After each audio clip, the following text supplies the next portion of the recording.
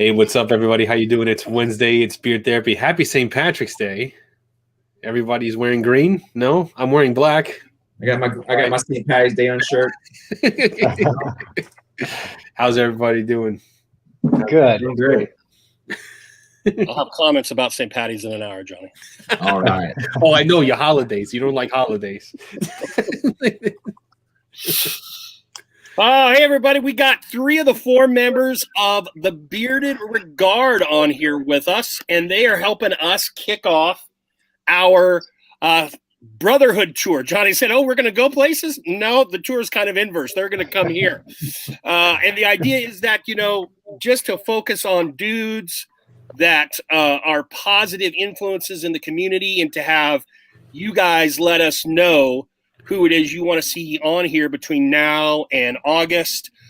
Johnny and I both kind of keyed onto the Regard Boys at the same time. We both kind of were like, hey, why don't we do this? Yeah, I was just thinking of doing that. So this is one of our choices, but I'd really like you guys to be really guiding who comes on the screen, because you'll think of names that maybe Johnny and I would never think of. And that's actually kind of what we're going for, is to get some people on here maybe that you don't usually see on the screen. Nice. Let's do a roll call, and then let's learn about these dudes. Jeremy Wiggs, what's up, my brother? Rob Brandon. What is that? What is on Rob's first thing? It looks like a Playboy. There's something tiny. I can't see. Brett Berlin, the original Blue Wrench. Ron, Big Ron and his parrot. I watched his short today with his parrot. Straight Bearded Rob, what is up, old timer and long timer? Red Beard Ryan, good to see you again. Oh, Billy, Jack Haynes, whatever.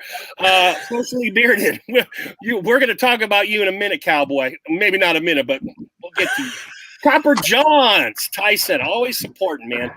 I love lots of owners, but I got to say, I see Tyson and Gary in more different streams than any other owner. And that's not a knock, but it's just like one of those things that sticks, when you're like, holy cow. Definitely. I've been in 5 lives this week, and Tyson was in at least that many, if not more. And, same with Gary. Yeah. Good to see you, Tyson. Thank you for your time. I know you're a busy man with all your GQ stuff. Disney Beardsman, what is up, my brother? Pete White in the house. Who knows? Pete White might be dancing across the screen very soon. The Bearded Zebra, one half of Beard Mana. I say the better half, but don't tell Chad that. Bearded Native. I don't know Bearded Native. Is he one of your guys? No. Okay, Bearded Native, welcome. Good to see you here, my man. Who else we got? Beards and Shenanigans. What is up, my brother? We got Bushido, the Beard Bushido. Good to see you. Andy, also in the house. Jason Esser, he of the wood skills. We got a lot of wood skill guys here. Walt, didn't you say you did a little wood stuff? I do. I dabble. Dabble. Okay. Dabble in the wood. All right. Beard Code, Dev. Good to see you. Oh, there he is, Jay Cruz. He's going to respectfully troll the show. I don't know how one does that, but we'll see. We'll see what he does, that Goya drinking son of a gun. Hey, there's Chad. There's Chad. Sorry, guys. And James Pershing, good to see you, my man. Your sidekick isn't in here. I don't see Eric. That's unfortunate. All right, I think we're good. Outstanding. All right, gents. So Chad, I know, is your newest member, like within the last week or two, right? So Chad's now part of the crew. Now, Chad has some special abilities. Oh, what was that? Walt? Yeah, what was that? Oh, this is Jura Veritas, whatever, 16-year single malt Scotch. Oh, These ones I get from work, they'll give them to me for little samples for free. And this is my sipping whiskey, and then this is my getting drunk whiskey. So nice, nice. So Chad, I know some of the crew have to leave around 9:30 or so. How long can you stay tonight? I'm good. I could stay. All right. We're definitely going to explore some of Chad's abilities in the second hour for sure. All right. That's when they're probably best put too. So I told the guys backstage, I was talking to one of the guys today, and they said, who's on the show? And I said, the Bearded Regard, and they said, who? And that's the whole reason these dudes are on here, because we would like, I think Johnny and I both would like to get you guys to know them, those of you that don't. You may know Walt as an individual, or Bushy, or Nick, or maybe Chad, but I'd like to get you guys to know the collective, because I know Walt the best, but I've gone to some of their more recent lives, and I kind of dig their vibe. It's very laid back, it's very respectful, but they still have some fun. So let's learn a little bit about the dudes. Let's learn a bit about the Regard as a unit, and we'll go from there. All right. So Nick, since you're hanging out up here with me, you're the top half of the bridge, right? I don't know about that. I don't want to have to go through the whole origin story, issue number 1 for everybody, but if you could condense real quickly, how did you get into the Instagram world and start doing lives and meeting with these gentlemen that you now team up with weekly? Man, it was all this guy right here. I caught Casey in a few lives. We kind of chatted back and forth, and I kept, introducing like, hey, if you want to do YouTube, I can help you out with, take a look at this camera, take a look at these lights, whatever. And he kind of sprung the idea upon me of, hey, man, why don't we start something here? And then we tried to do an Instagram live, and then from there, it only kind of made sense to go into YouTube. And then within probably the first, I'd say like a couple of weeks, we were waltzed into it, and that was a seamless fit, and it just kind of went from there. Nice. Yeah. Now, one of the things I've noticed about you, Beanie, is you're one of the quieter guys to me, at least in my viewers. But I got to tell me if I'm wrong here. Does Nick not either belong on a 19th century whaling boat or like a box of cough drops right now? I mean, he's got the big ass beard, he's got the little bit. I mean, he's just made for that role to me. Yeah, I would say the more you get to know me outside of like the live streams, you'll kind of see who I really am. I'm kind of quiet at first, but I mean, you can ask these guys. I joke and mess around like hilarious. Yeah. This is the team down version of me. I'm sorry, Nick. Go ahead and repeat that. I'm sorry. I would say this is kind of the tamed down version of me. Okay. All right. Are you a dabbler in the hobby? Are you the guy that's got to get the next set from 5 different companies? Where do you fall into the amount of stuff you've purchased and think that you'll keep purchasing? Oh man, I would love to be able to purchase more. Yeah. It just kind of depends. I think as I've gotten more into it, I'm realizing more what I like as far as like scent profiles and stuff. Mm-hmm. So I don't feel the urge to like go and try and buy a bunch of stuff at the moment. It's, hey, if that scent profile sounds good to me, or if it has, certain types of carriers in them. Like I'm a huge Metafoam seed fan. So if it has that, I'm gonna go check that out. Or if it's like a clean cologne, barbershop type stuff, I go with that. I don't really do tobacco stuff, so if anybody releases that, I'm kind of not big on that because I don't smoke. Mm-hmm. So I don't really like it. It's weird. I kind of relate that to like I feel like I just smoked something, so I feel kind of dirty. I don't know. That's kind of a weird way to associate that. Okay. But I just like smelling good and smelling clean and fresh, and so if anybody releases that, that's kind of what catches my attention. And Johnny, feel free to obviously jump in here if you have a question, just like plow over me or whatever. Because I'm listening. I'm listening. No, you're listening. I'm listening. Yeah, we're doing the Johnny Burton's get to know you plan. We know how Johnny does this. He goes on media blackouts so he can kind of absorb fresh, like you guys are. Those that don't know, Nick, one dude in the community, be it a poster, a reviewer, a company, one dude in the community that you really gravitate towards for whatever reason. That's not in this group? Yes, very good question. That's not in this group. Yes. Recently I would say Healthy Bearded, Jake Ruse. Okay. I gravitate towards him. I talk to him a lot now. We talk about every day. I really like his energy level. I would love to be able to do a little bit more of that because I know I can be really quiet. So his energy and what he's bringing to the table is really something that kind of caught my attention. But you're a bully. You have that energy. I don't know about that. Got to bring that. Shots fired within the crew. Those are my favorite. Oh yeah, we really like to tease. We like to play with each other and mess around. I've never. Yeah, I don't know. Maybe I'm stalking him. All right, Nick. I'm going to move it down to Bushy now. Casey, I at least recognize your name just like kind of seeing you around, even before I ever got to the Bearded Regard lives. It was just like you get that C. Bushy's usually without the C. Yeah. It's just one of those words that clicks with me. So you've been around a while. How long have you been doing this? How did you find your entree into it? Same kind of vibe I was asking with Nick as far as where you started and what gets you to where you are today. Well, I probably started in the community around the same time Nick did, really. I mean, we haven't been, I don't think I've been in the community much longer, but I started with beard trim. I wanted to see how to trim my beard the best way. And so I started searching up beard trimming and Dan C popped up, Scuba and Dan C, and then down it went. So after that, I started watching quite a few other reviewers, and I used to watch gaming a lot on YouTube. So I've been watching YouTube a lot. Yeah. And my daughters have shown interest in maybe starting a channel before. And so I just thought, what the heck? Let's try it. I've really accumulated some products, and I've been, I'm getting a good feel of the products and the whole lifestyle around it. So I just thought, why not share that with everyone? So now, I haven't watched any of your individual videos. Do you do stuff with your daughters?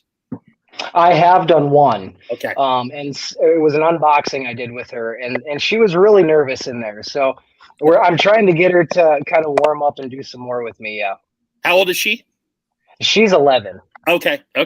So I've got a daughter that's 18. She's actually on the other side of the state.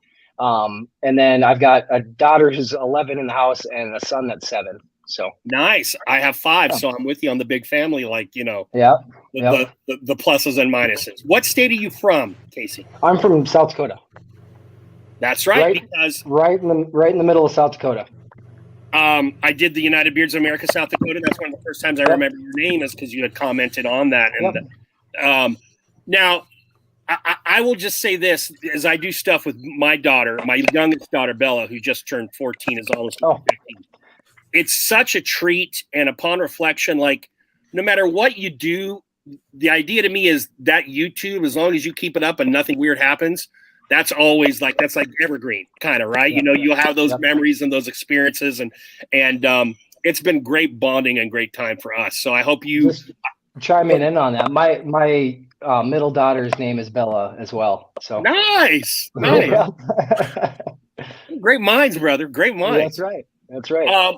Now, since you've been blamed for this whole Bearded Regard thing, how did that? And let's be honest here, because you guys are newer, right? Yeah. You're sitting there, Case. You're going, damn, I would like to do something. And when Johnny and I started, there were maybe 3 lives, maybe 4, right? Yep. Now you guys enter this thing, and there could be 3 or 4 in the same day, depending on what day of the month it is or what time. Yep. What made you go, let's do this, even though there is already a lot of guys out there? What was your motivation? The fun I have in the live streams, the community bond that you get from these live streams, I cherished it so much. Honestly, it's helped me through some hard times. I mean, it definitely has. So if I can make a platform where maybe I can help some people through some hard times, or just to show you guys the support that we give, because you guys don't, like you were saying, you don't always hear all your viewers' feedback. There's a lot of viewers you probably never even hear from. Right. But that's another reason I want to do this, is to show you guys how much support that you give people and how much that you do for people as well. Yeah. That's another reason why I wanted these Regard guys on here. I mean, I said at the beginning that they're just good guys, but just what Casey said right there, there are obviously down points in this community when things erupt, and it is my hypothesis that that's just cyclical. We'll see it again. Yeah. But if we focus on these dudes, whether well known or not, that are the good parts of the community, that's what we really need to do, and just kind of, do that invisible girl force field and push all that other shit out to the side, and be attending lives like these guys where you have quality dudes and good time and all that kind of stuff. Yeah, positivity. That's just radiate positivity. That's what I try to do, I guess. Try to in my daily life. It's not, obviously not. I'm not perfect. No one is. So, but if whatever I can do to try to help others, that's my main goal. So. Now, I'm not gonna broach this, okay? But I do want to shine a light on it, because one of my other favorite dudes in the community is Jesus Pesci, as I like to call him, Big Ron. And he and Dagan do a thing. And I saw a post recently that said he and Dagan and the Bearded Regard, they're back in the lab cooking some shit up, So I just wanted everyone to know this Sunday, and if you want to give the times, you're going to have Dagan and Ron. You're going to have the crew you see around and under me, and they're coming together to do something that kicks off this Sunday. So give those times for me so anyone wants to check that out. Yeah, what time is that? Walt, do you want to go? I know you were talking with Dagan earlier on. Yep, it's all you, buddy. I forgot the time, so why don't you? I don't know the time. Yeah, that happens. No one knows the time. I want to say 6 or 7 Eastern on Sunday. Does that sound about right? I think Check so. the IG posts. Check out the Instagram. Ron's in here. If you've got an answer to that, Ron, go ahead with that. Yeah, 7 p.m. Eastern Standard Time. There you go. Oh, there we go. Okay. Dagan just hit it. Yeah. 6 Central, 7 Eastern. All right. And it's called the Creation Station. Do I have that correct? Yep. All right. So I'll be checking that out. There it is. All right. I'm interested. Creation Station. What do you guys? I don't want to ask. No, we're not talking. I don't want to blow it all. I don't want to blow it up. So there is a story. There is kind of a story behind that, but we'll get more into that on Sunday. That's cool. That sounds good to me. That's what we're waiting for. Check it out. Check it out, everyone. I mean, how can you not be a fan of Ron and Dagan? They already kind of got their hooks in us, those sons of bitches. So now they're dragging us in with their unboxings. Yeah. Parasitical bastards. And then you're gonna hopefully like these dudes on the screen and give them a shot. All right, now that takes me to my man. Now the guy I know the most, because Walt has been very kind with some of the stuff I produce, and that's how I got to know Walt, and I've gotten closer with Walt, and he and I, DM and stuff now. So Walt, how did you? By the way, Walt is, I think, 52. You couldn't tell because he's 27, right? Yeah, I turned 57 next month. Look at him, he's 3 years older than me. Wow. Yeah. What is that skincare regimen? It's all the spicy food. Damn it. Yeah. Same sort of thing, Walt. From your entree into this whole thing. Oh, Walt, hold real quick. I want to make sure. Bushy, a guy you gravitate to that's not on this panel, guy that you really like. Ken Bluegrass Bearded is an inspiration to many. His just all around person is just wonderful. I love his attitude towards life and towards you can tell that he loves to help people out too. So Bluegrass would be one that I would say he would be one of the ones I gravitated towards after getting into Dan C. I seen Bluegrass in some of his lives, and I started popping over to his channel and watching some of his too. Right. And I haven't quit since. So Dan C is like hamburger and hot dogs or pizza, right? Everyone loves that, right? And then you're like, maybe I want some grilled fish. Maybe I want some red. Then you start differentiating to the other dudes. Thank you, Casey. Walt, I'm sorry to have interrupted my question. Go ahead and dive right in, my man. So where I kind of started was Quarantine Beard. Started going down that rabbit hole, found BeardTube. From there, I I found Dave from Bearded Motivations live stream. It was on a Saturday. I talked to Chad Straza and of course Winnie P, and I was like, all these guys are freaking awesome. And I just was like, all right, I'm somewhere I want to be and be hanging out with. So I gravitate towards Dave. he's my buddy. He's also my barber, so he cuts my hair. I heard that. I didn't realize that. That's cool. So yeah, so that's really cool. Yeah, and then I just always in the community trying to support and share, because I look at it like this: is that content creators provide free entertainment. They ask for nothing from us. When you're doing your videos on a breakdown of a movie, you ask for nothing in return. When Johnny does a Gunpla review or something, he does ask for nothing in return.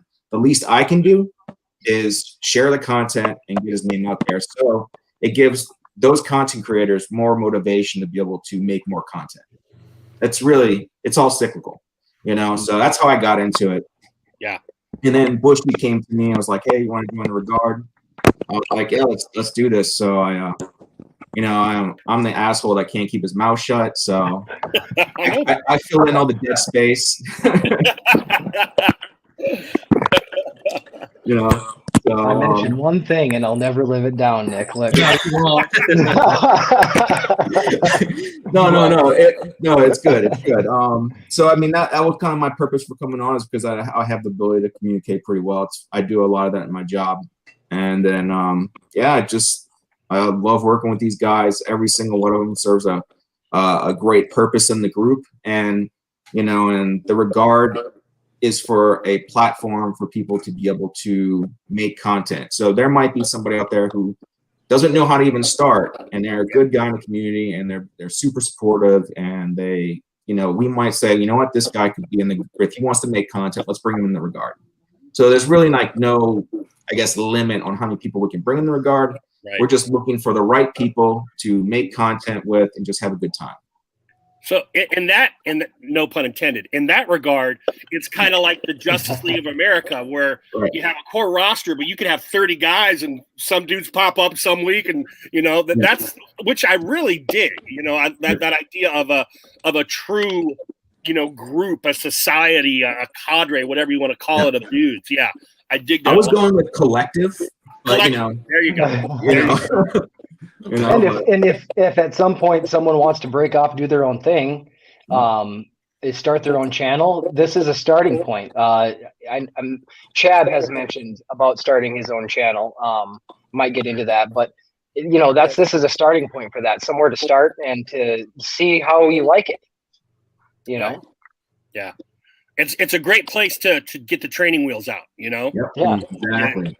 Try some things, and both for you guys as a collective on your channel, and for, like you said, individuals with Chad, where he can kind of cut his teeth, try some things, and then break off on his own, which is just awesome.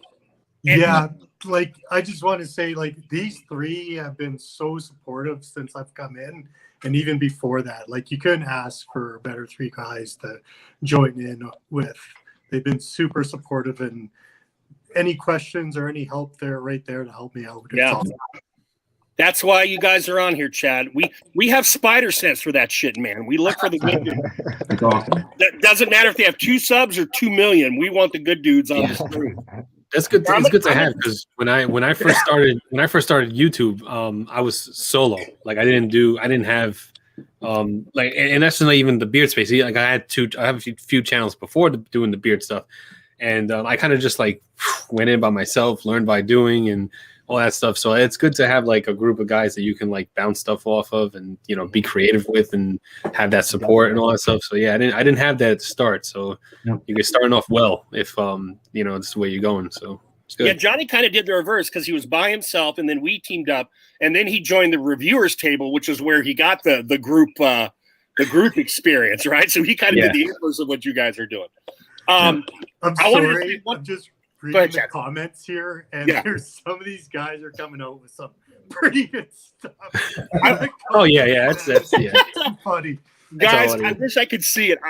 When I'm talking to you guys, I can't see the comments, but we have the great. I know you guys think we do, but we have the greatest chat out there.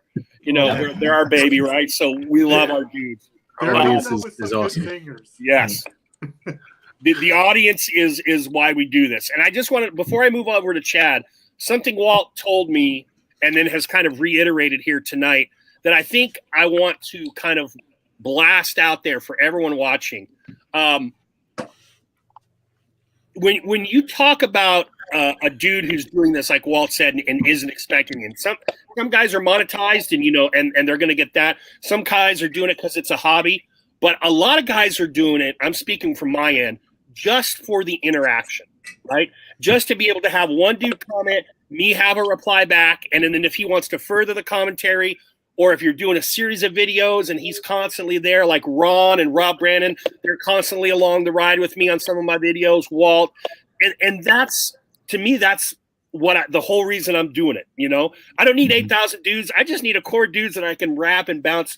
So I would just say thumbs ups are great and all that is fine, but just drop something into the comments, just something, because I think that little bit of interaction, those words are so important to the creator for his or her time, efforts, and whatever, particularly if you enjoy what he is doing. All right. I would just say, Rob Brandon always gives me a thumbs up, which is awesome, because and then sometimes he'll actually type some stuff out. I'm like, this must Rob Brandon must have liked this one because I got some words. What's up? Yeah. That's true. Yeah, I do listen to Rob Brandon on my videos. He gives you a little thumbs up. Yeah, he does. All right. Thumbs up. Hold you back. Is it? All right, now, so this is what an idiot I am, audience. So I've watched 3 of the Regards lives. As Walt has been a big supporter of mine, I wanted to pay in kind and I wanted to get involved with the Regard. And I watched the one with Chad, and I felt that Chad was just such a natural that I sent the invite to him, not knowing that he, at that moment, wasn't really part of the Regard. It just felt like he was. And then a few days later, they're like, hey, Chad's part of the Regard. I'm like, okay, so I jumped the gun a little bit, but I had the right feeling, right? That was intuitive. Yeah, it was totally intuitive.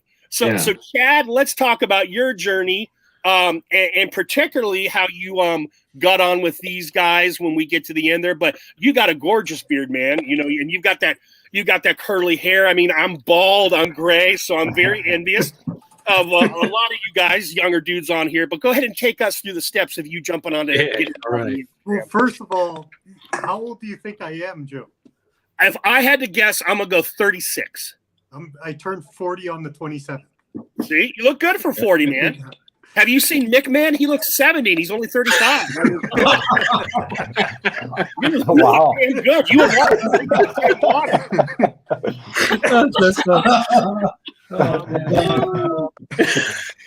That's too funny. As far as my bearded journey, I always had a beard, like before they were even popular, like 15 years ago. The problem, I had really bad beard drift, and my beard was like a metal wash pad, and girls hated it. So go ahead. Sorry. I started watching Beard Times with Scott, Dan C, and No BS Beards. Yep, and the when crew. I got the beard oil, I was like, wow, man, my beard's actually soft. I don't have beard drift, and I can kiss girls with it because they're not complaining of how it's poking them in the face and it's rough. Right. So just did that. I was always in the community, and people were saying, hey, you're funny in the comments and your Macho Man thing. And the Bearded Regard was the first one that actually put me on their channel. And so thank you to them for doing that. It was a lot of fun. And then after that, I just developed steam, and Macho Man videos seem to be taking off and people really like them. So I'll ride that train as long as I can. Hell yes. Hell yes. If it means having fun and you're doing what you like to do, that's what it's about, right? And that's all I'm trying to do. Is I like making people laugh, and that's all that I'm trying to do. Is just do that. Yeah, that one TikTok he did killed me. The one TikTok he did, where I think the kids were playing. Were they playing the video games? Oh, where they're playing with the wrestling toys. With the wrestling toy, yeah, and you come in with like WrestleMania. I forgot what number, and that was hilarious. That was so funny. Yeah. By the way, that just reminded me. I don't know if you guys have seen this. I just started seeing ads for it today. It's going to air, I think, starting April 19th. I think A&E or Biography is doing 8 wrestling bios. Macho, Bret Hart, Austin, Shawn Michaels, They're all WWE guys, all right, but they're hitting them, and so immediately I was like, ooh, you know, so that I saw Macho Chad, I thought of you because I'm like, oh, that's gonna be right up, you know, Chad's wheelhouse right there. Yeah, I remember. Hold tight, Scott. We're gonna get there. Don't you worry. Don't you worry. We were DMing and you talked about that idea of just having fun and making people laugh. And I'm one of those proponents of the power of laughter and how much I dig it. You know, whether it's at your expense or at someone else's. My mantra is if I'm fucking with you, I like you. You know, if I don't fuck with you, I don't like you, or I don't know you. One of the two, right? One of those things. So, but when you can do impressions and stuff, those are just always just kind of fun. And you do a damn. We might do dueling machos later just to show you how good Chad is. Chad, when I was with my crew, you know how like if you play high school sports and you're the shit in your section, and then you go on to states and someone whips your ass, and you're like, well, damn, I thought I was good. I thought I did a decent macho till I started watching Chad do his. And then I was like, okay, this guy is a master. And as a wrestling fan, as a guy who does the impression, I can really appreciate it. When he does the whole get up and everything, I mean, everything is dialed in. So if Chad is willing to do a little bit for us in Dirty 930, we're going to get into some of that as well. Dirty 930. Yeah, I like it. That's right. That's a Rob Acker coinage right there. Thank you very much for the kind words, all of you. And like, I'm glad that the TikToks are making people laugh so hard, and it's great. And like I said, being with the Bearded Regard, I'm a caveman. I don't know any of this technology or stuff, so they're willing to help me out. And you can ask for a better set of guys. Going back to where. Go ahead. Sorry, you said it seemed natural having Chad on there, and that's why we wanted to bring him on, is because it felt so natural having him up on the screen. It just felt like we were already a crew. I mean, you know, that's how personable Chad is and how great of a guy he is. It made sense. Did any of you guys watch The League, that comedy show about the guys who did the fantasy football league together? Yes. I didn't. I forget the actor's name, but he looks like Nick Kroll's brother-in-law, the funny ass son of. Yes. Does he not, Walt? Yes.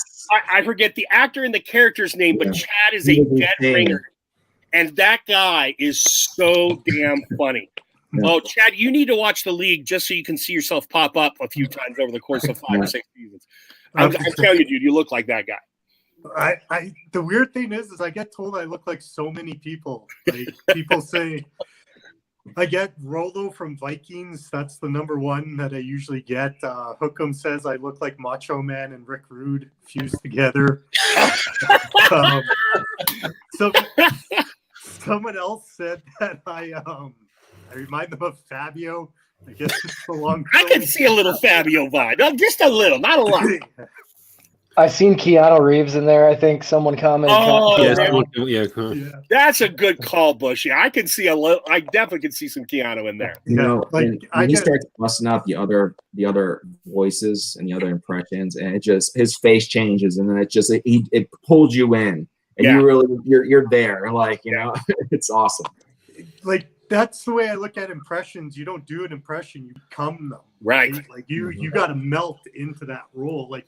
When you're stone cold, you got to have the fingers like this. And, hey, you son bitch, you know, go make me some barbecue right now and hand me a beer. You know, wow, get into the role. Yeah, and then like I don't know, like Arnold Schwarzenegger is like, come on, you got to get in there. You got to lift the things up and you got to put them down. Come on, stop it.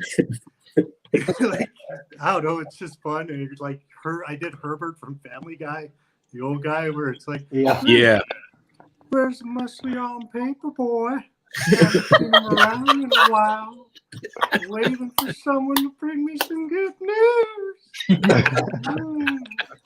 I love that character. I love that character. He's so wrong. He's right. Make sure you get in there nice and deep. Conversation piece. You know, like, man, I used to order my food like that from McDonald's. You know, I just bust out an impression like Arnold Schwarzenegger. I was like, how many grams of fat does your Big Mac have? And they were like 35. I'm like, that's way too many. Just give me 4 double cheeseburgers. Come on. Yeah, I don't know. Doing a bunch of silly stuff. See, Chad, that aspect of you, we're brothers from another mother, because I don't do as many impressions as you, but I love dialects and accents. Mm-hmm. And one time we were at Disney, and my wife did something not to piss me off, like truly anger me, but just to make me go like, okay, I'm going to show you. And so for the first hour we were there, I did a Liverpudlian dialect the entire time, never broke character, and she was starting to get embarrassed. Yeah. It's almost like an Irish accent, and I was really high with it. And my kids are like, fuck, Dad, really? So I do it that way. I'll drive home. I've got a long drive home, and I'll practice and stuff. I don't know why. I'm not going to be an actor or anything, but it's just like something to do. You know, it entertains me in the moment, I guess. Yeah. The best is when you embarrass other people and you're not embarrassed at all. You know, they're like, come on, stop. And it's like, I don't care or whatever. Yeah. All right. So 910, perfect. And you guys can tag in and out and however you want to do this. Let's talk the regard. Bushy kind of got into it a little bit, and you guys have all kind of touched on it. All right. Where is the regard now as far as where you thought it would be, Bushy, as far as like, let's say, what your original idea is? And if we had you back for the 1 year, whatever anniversary, where would you guys like to be in a year in anything along those lines? And that's to Nick, Walt, Chad, Casey. We're farther along now than I ever thought we would be in 2 months, of doing this. We've got almost 150 subs, and it's blown away my expectations. Honestly, I never imagined, but that just shows what positivity and what people who are positive and who want to support, what that can get you. I mean, in the long run, it really it shows that being a positive person will come back to you. There's good karma. It is a thing, I believe, definitely. So where I think we'll be in a year, I have no idea. Like I said, my expectations were blown away so far. So I'd be happy to have 500 subs in a year, but if we're beyond that, that'd be awesome. So what do you have to add to that, Nick or Walt or Chad? I know for me at least, and this is more of like a personal thing, I think I'd like to kind of sharpen my skills. Which skills are we talking, Nick?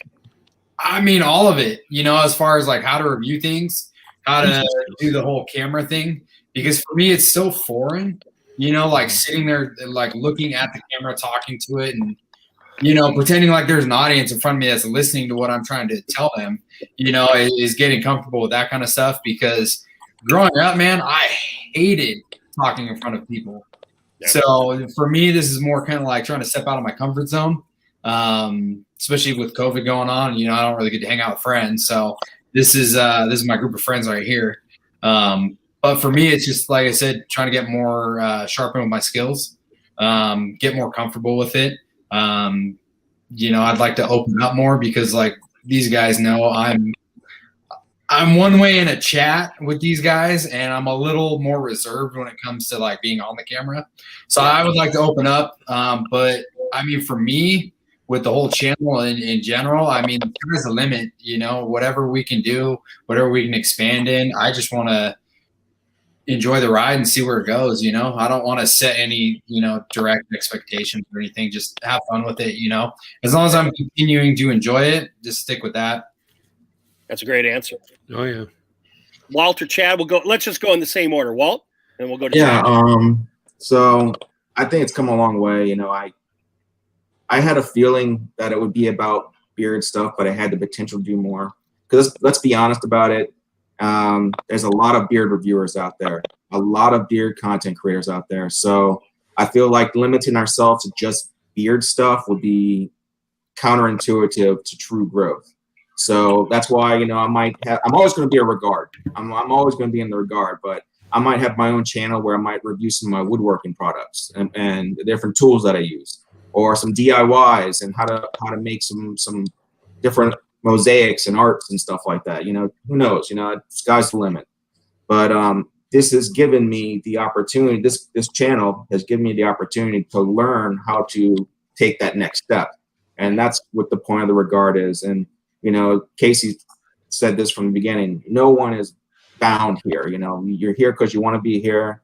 You know, if you want to come in and do some live streams, you're welcome to. But you're also welcome to move on and do your other thing. But you know, to me, I feel like I'm not going to leave the regard. I might do other things outside the regard, but I'm here.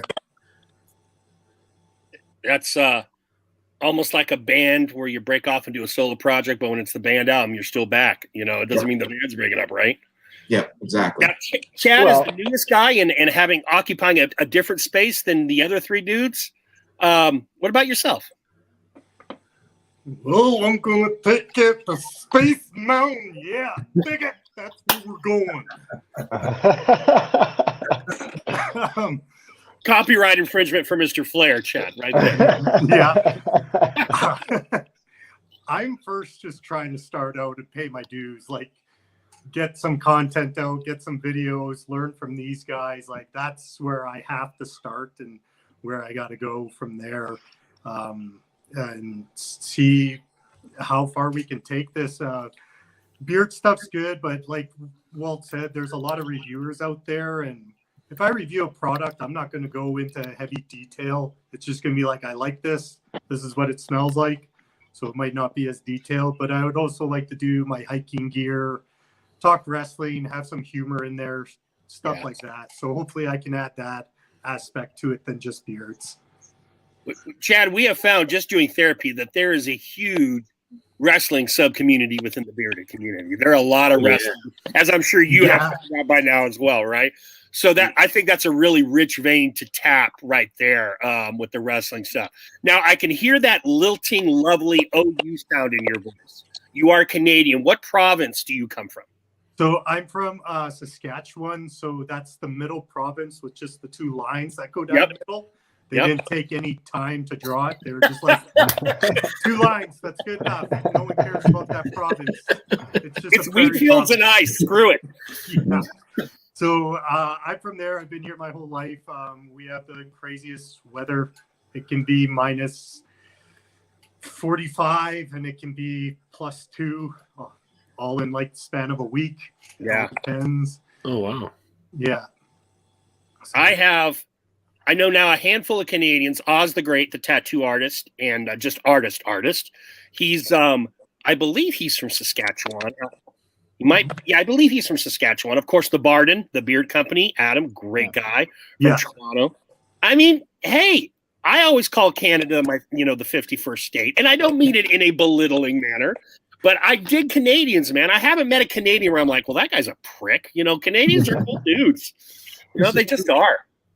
Yeah, most of them until where I used to work, they weren't all cool, but that's another story. But I don't know what it is with Canadians. It's just our culture or what it is. But I think we just mostly like to just chill out and have fun and have some laughs. And especially if you got that beer. I'm not a beer drinker myself. Right. I like my whiskey and my rum. Okay. But man, like I thought when I went to the States to Minnesota and we were drinking there, the difference with Canada and the States is you guys free pour. Like in Canada, they give you your one shot for your drink. Yeah. In the States, when I order it, they're just like, yeah, where are you from? Oh, really? Oh, is it cold? Oh, sorry, I'll give you your okay. Like it's almost clear, and then you drink it, and you're like, wow, that's like just a shot in a glass, really. Yeah. Like, yeah, you guys free pour. You don't care how much booze you put in there. No, man, we don't. What was I was gonna say, you produced Bret Hart, Wayne Gretzky, and Bob and Doug McKenzie. You can't go wrong, right? When those are some of your exports right there. And George St. Pierre. George, yeah, if we're going to talk real shit, George St. Pierre, indeed. Yeah. Indeed. I had one other thing I wanted to say, but I lost it. Johnny Grooms, we got 15 minutes with half the crew. Anything now that you've listened to their issue number 1? Anything you want to ask? Or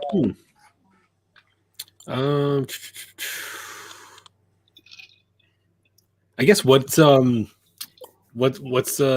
so far since you've been in the beard space? What's your favorite company so far? Like what company have you used the most? Let's start with Nick and move around. The most. That's probably between, for me, I'd say Copper Johns and Weatherbeard.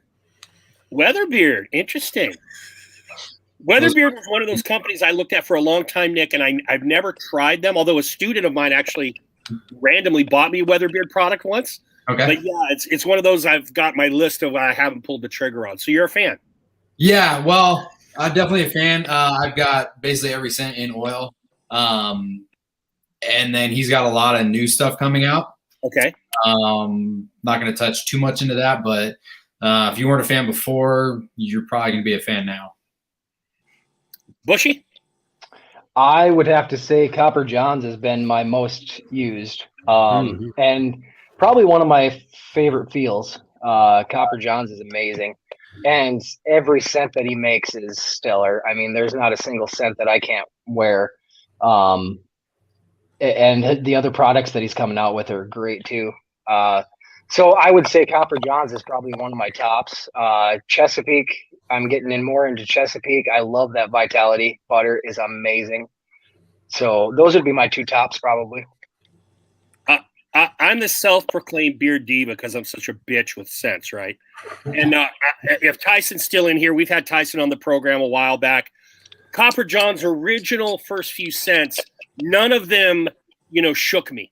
None of the profiles shook me because I'm a jaded bitch. I've been doing this a while, right? When I heard of the collab with Ken, though, these eyebrows started to raise a little bit. And I told Tyson today, I'm like, after I'm done with all the move and I settle in, I'm going to find – I've never tried Copper John's. I've wanted to because I love Tyson, man. And I know he's got a lot of – but I'm all a scent guy. I'm not – my beard is either cursed or blessed. I don't get straw hay beard. I don't do beard feel. Everything is pretty much the same. So I'm a big scent guy. So I will be finally venturing to some Copper John's. So I'm very happy. Walt, go ahead, Bushy. Yeah, I think you'll like his scents. Like I say, there's not one. I'm not big on coffee scents, but that backwoods coffee I can wear. It's not it's not too strong, and I really enjoy his scents. They're great. Yeah, that's awesome. And I love supporting a guy that I love, and Tyson is a guy that I love. And Tyson's so supportive himself.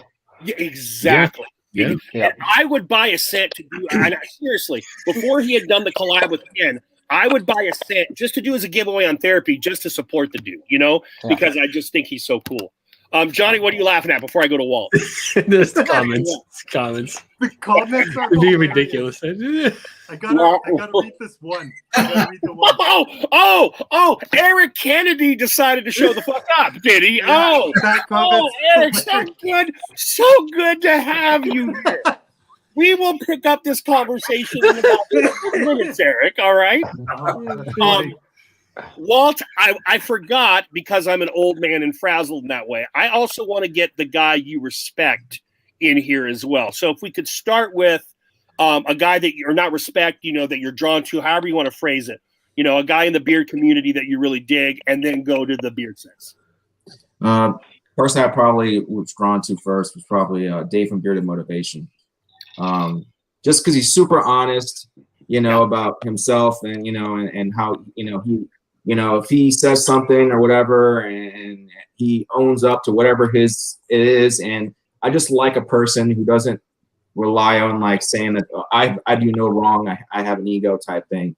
I'm not like that either. If I mess up, I own my shit, and so I like that. So I'm actually drawn to him. For scents, I'm kind of a scent snob too, but there's only maybe one company that really just every single time he drops a scent, I love it, and that's Chesapeake. Yeah. And then of course the Feel and Beard's great. So it's just, I guess my scent palette or whatever you want to call it is probably very close to whatever, Gary is, because I mean, it's just every single one is a winner for me. That's awesome. He has been coming out with a lot of fire lately. So Yeah. the last few releases are, they're on point. Agreed. Even the stuff I would never buy because I was part of the whole freaking army that did that Nintendo unboxing. I would never buy a peanut butter and jelly scent. Fuck that. Why do I? Wonderful. But it smelled good.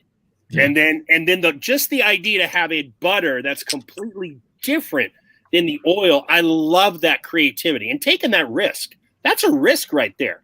People are like, "What the hell? You're giving me a butter that doesn't smell like the?" That's a calculated risk, and I think he calculated correctly. Absolutely. Yeah. So Gary in 21 has been on fire. He was my company for 20, just because of a few of the scents, but Vitality and Johnny, what's the conditioner? I always can't remember it. Ultra. Those two things are beard game changer, particularly Ultra for me, man. Yeah. I love Ultra. Vitality is great. I love Ultra. All right, Chad, who are you digging in the beard world, and what stuff are you putting in your beard that you really like? Well, I agree with you. I'm more for scents because I've only had 2 companies where I put stuff in my beard and I notice a huge difference in the softness. But for all around company, I really like Hanjonker. Oh yeah. Yeah. Like when you put that in your hand and put it in your beard, your hands are not greasy afterwards. It absorbs so well. Yeah. And I like dark man scents. I'm not really a foodie or a candy person.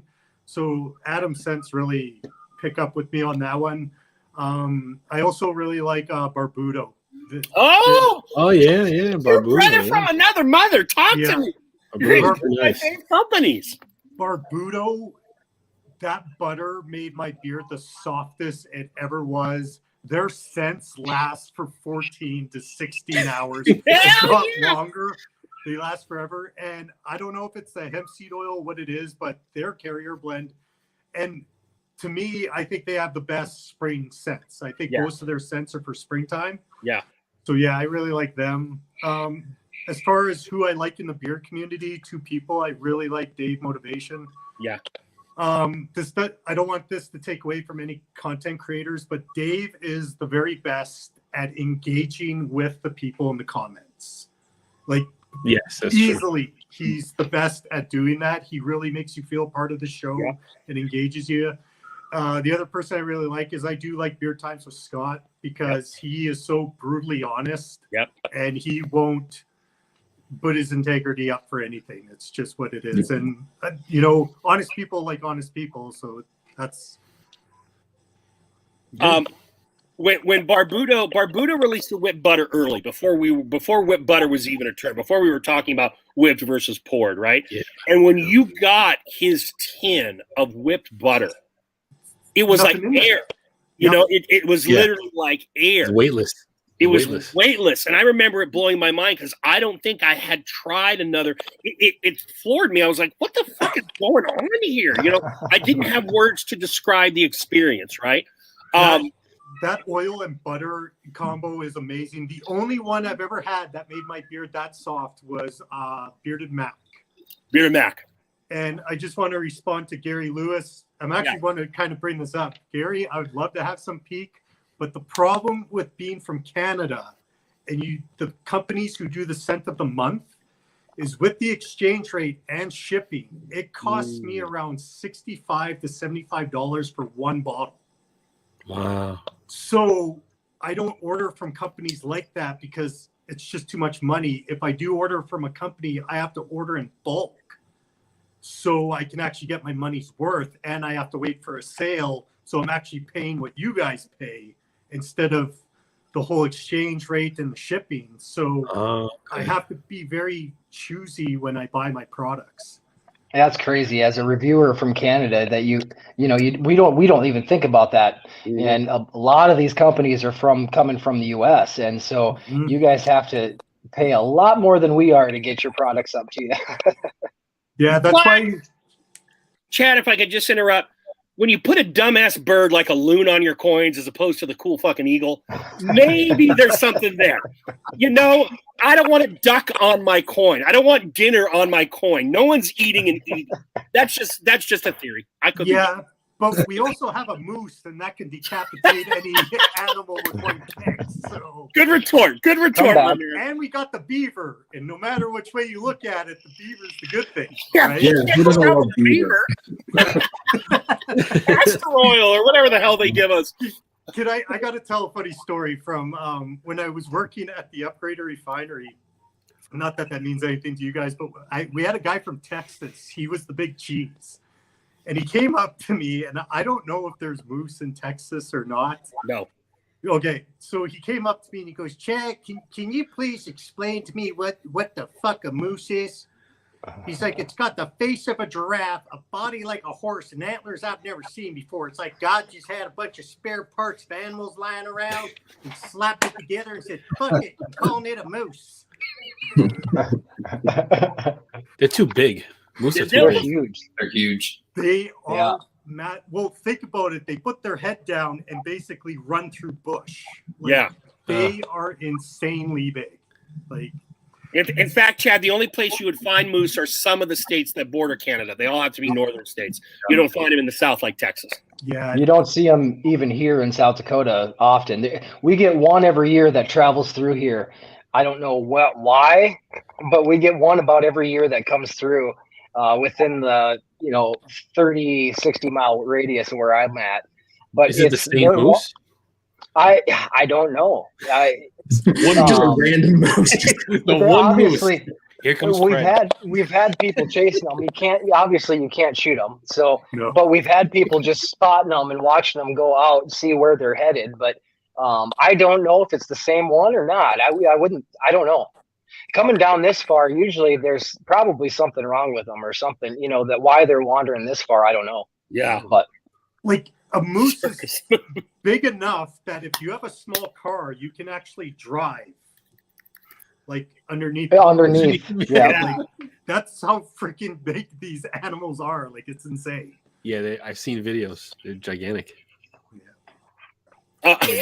Okay, so all I've right. seen one actually. There is no circus cows in Canada, Gabagool. Circus moose. Don't make me bring out Joe Pesci. All right, I want to share a quick story for our guys before they go, just so they have a little of the therapy experience. All right, so Johnny, if you'll get that picture ready, I sent you. Yeah, it's ready. I had heard, and I had it verified today. See, I sometimes I have deep channels. Somebody told me, and I refuse to reveal names. I didn't believe it. Somebody told me that McMahon, our beloved McMahon, socially bearded, was valedictorian of his high school. All right, Oh, the top banana, right? The Wow. highest GPA of his high school, and What I was it? trust Class. this source. I couldn't believe it. No offense, because Nick is a genius when it comes to like Candyman shit. He could blow me away. But if you listen to him, it's like Kermit on the Range. If you listen to him, you might not think he has the book smarts, okay? But he's a valedictorian. So I did some research, and I found he went to a small high school. They had a year page, not a year book. A year page because their high school was so small. Johnny, could you put that up there? Because I have proof that Mick was indeed the valedictorian. I got to see this. Okay, so there he is. There's Mick, the valedictorian. Now notice the high school enrollment. I'm sorry, Nick. It's You made just me do two. it. And Bessie the cow was the salutatorian. All right. I don't know. But Mick, and what a cute kid Mick was when he was 25. Mick, you are. I heard 11th grade was the 4 toughest years of his life. Mick, you are the man, and you are a valedictorian, and I cannot take that away from you. Hartshorn High School, Hartshorn, Oklahoma, graduating class 2. Mick, yes. I applaud you, Mick. I applaud you. Thank you, everybody. Was the cow really? Is the cow really part of high school, or did you put that together? Is this Johnny? legit? Johnny? What the fuck, Johnny? Are you trying That's to straight from the yearbook. No, I thought you photoshopped this together. I didn't know. I did research, Johnny. Okay, I did research. No one wants to know how the sausage is made, Johnny. I did the research. I heard it came down to the wire. When you said this to me, I said, oh wow, he found a good picture of a cow and he made it a toy. So this is pretty funny, you know. That is the Hartshorn Gym. That is the Hartshorn Gym, and Nick and Mick, Jake, Billy, whatever the fuck we call him, is from that town. All right, that's all I can say. Okay. All right, we are at 9:31. I want to thank half of our squadron from the Bearded Regard, Casey, Nick. Thank you, boys, for coming on tonight. It was Thank you, Joe. Thank you, Johnny. Yeah, thank you. This was a lot of fun. I really appreciate having you guys have us It's an honor to be here. Definitely. Honor to have you. Thank you for kicking off our Brotherhood tour. It's a great group, and I'm glad. And we'll see you down the road. We might have you back on here as we move towards the winter months, kind of thing. See where you guys are at. I'll see you in the I'll jump in the comments. All right. My wife's streaming downstairs right now, so I got to jump off with the kids. Nice. Yeah, she does Facebook Lives, so that's what she's doing. So I got to get off with the kids here. So. Oh, okay. Disney's got an ice cream question before we leave, I guess. Oh, okay. Real all quick, right. Johnny's going to ask it, but Bushy, for those who don't know when the Regard is on, give us your time and day.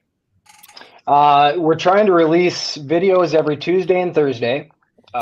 Is our plan if we can keep up with that schedule. And then the Friday Regards is every Friday at 9:30 Central Time. So 7:30 Eastern and 10:30 Pacific. Awesome. JG? Okay, so do you guys know this question already? No. It helps if you know this question already. I know. It helps Johnny. Oh, I do know, yes, I do know the question. It's probably Yes. better. Okay. If you don't. I don't I know do. it. So here we go. I do. All right. If you had to, if you have to choose one, you can't choose death. You have to choose either is it shit flavored ice cream or ice cream that's flavored like shit? Okay. Yes. It's ice cream flavored shit or shit flavored ice cream. No. Oh. Yeah. I messed it up every time. That's why I'm like, do you guys know the question? Nick, you're on top, so you go first. Yep. We'll go clockwise. Shit flavored ice cream. Right. I think I got less of a chance of getting sick if I go that route. Right. I might have to say the same thing. Yep. I'm the minority again. Shit flavored ice cream. I mean, I can get past. All right, I'm eating this ice cream and it tastes like shit. I can get past that. Then compared to, I'm eating this turd, but it tastes like ice cream. You know? Yeah. You know? Yeah. Right. Yeah. I'm going with that. There ain't no 2 girls, 1 cup. They're all going on with the other one. So there's no regard, 1 cup. So I think we're all No one start any memes out there. That's horrible. we can't stop them if they're going to happen anyway.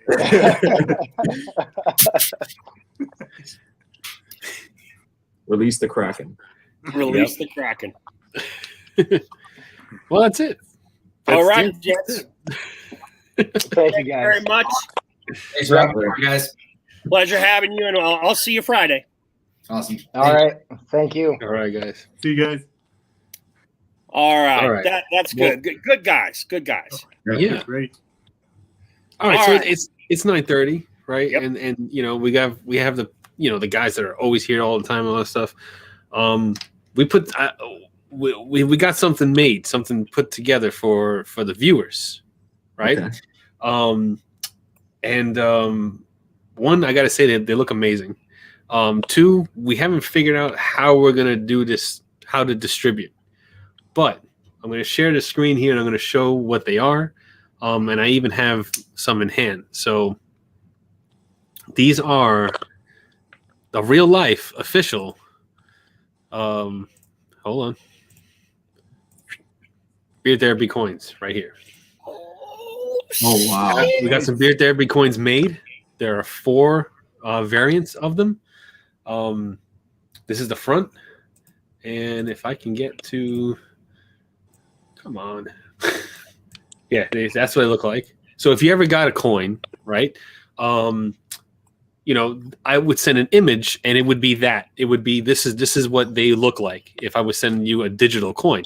So we got them made. Rob, Rob Acker, he's the wood making. He makes the wood stuff, and he made up some coins. And yeah, I'm trying to find. And there's the back of them. Oh, nice. So there's 4 variants. We have the ice cream question right there, right, which I just asked.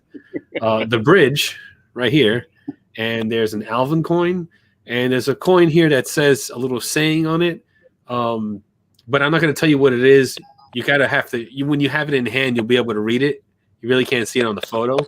When you get it in hand, you'll be able to read it.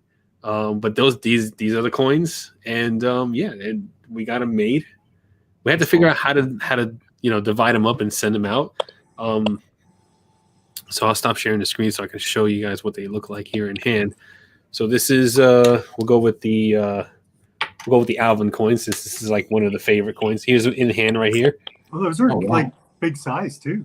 Yeah, they're kind of big. Let's see if I can find here. I have a bottle cap. So compare it to a bottle cap.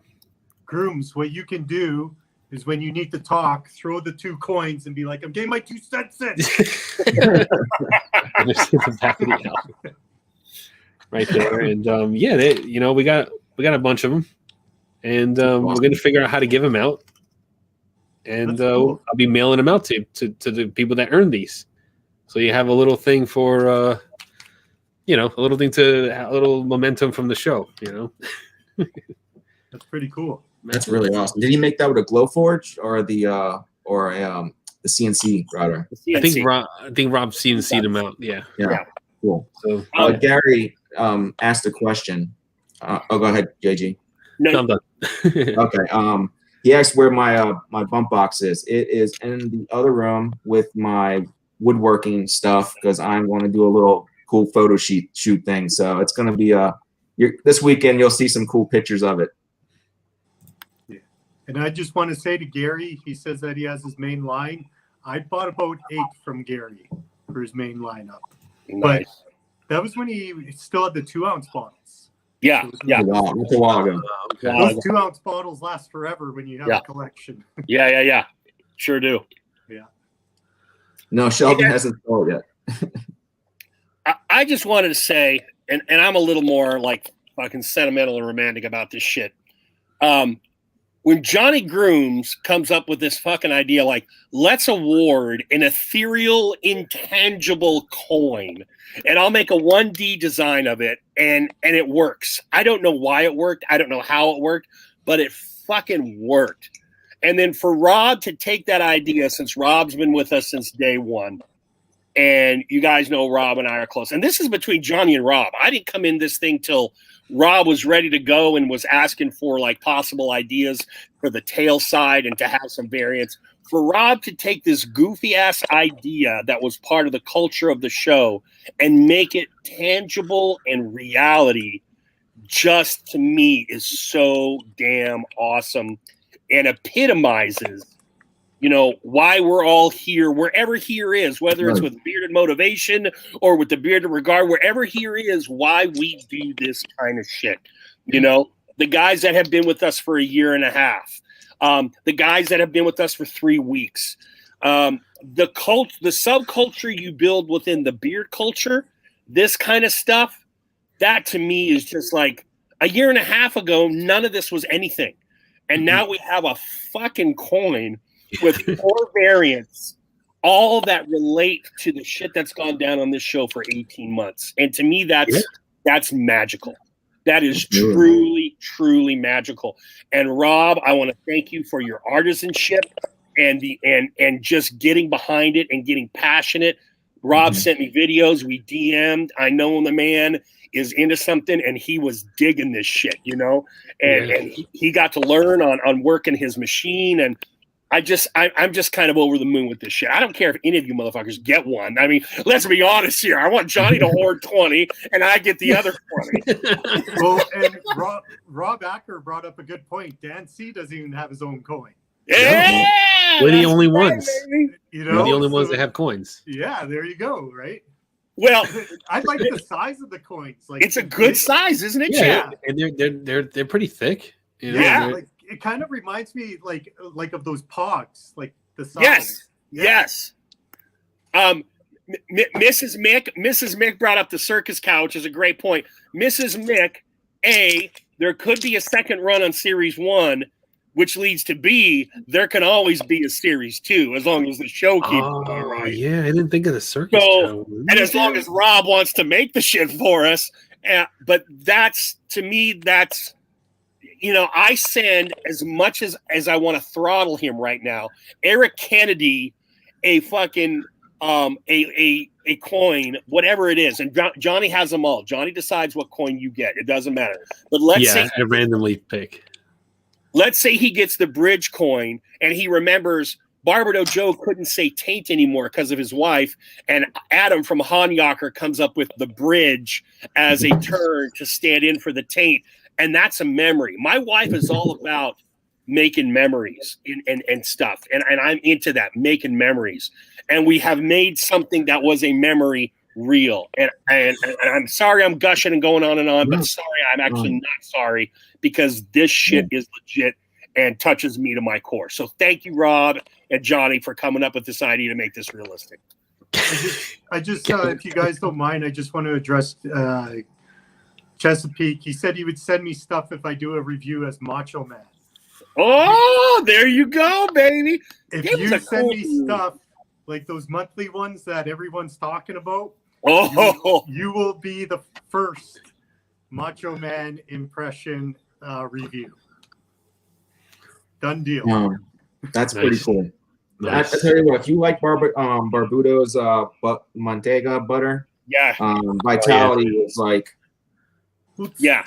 I did have his wash and co-wash, and that stuff worked amazing. Like, that stuff was awesome. It's, you know, so yeah, Chesapeake doing it up.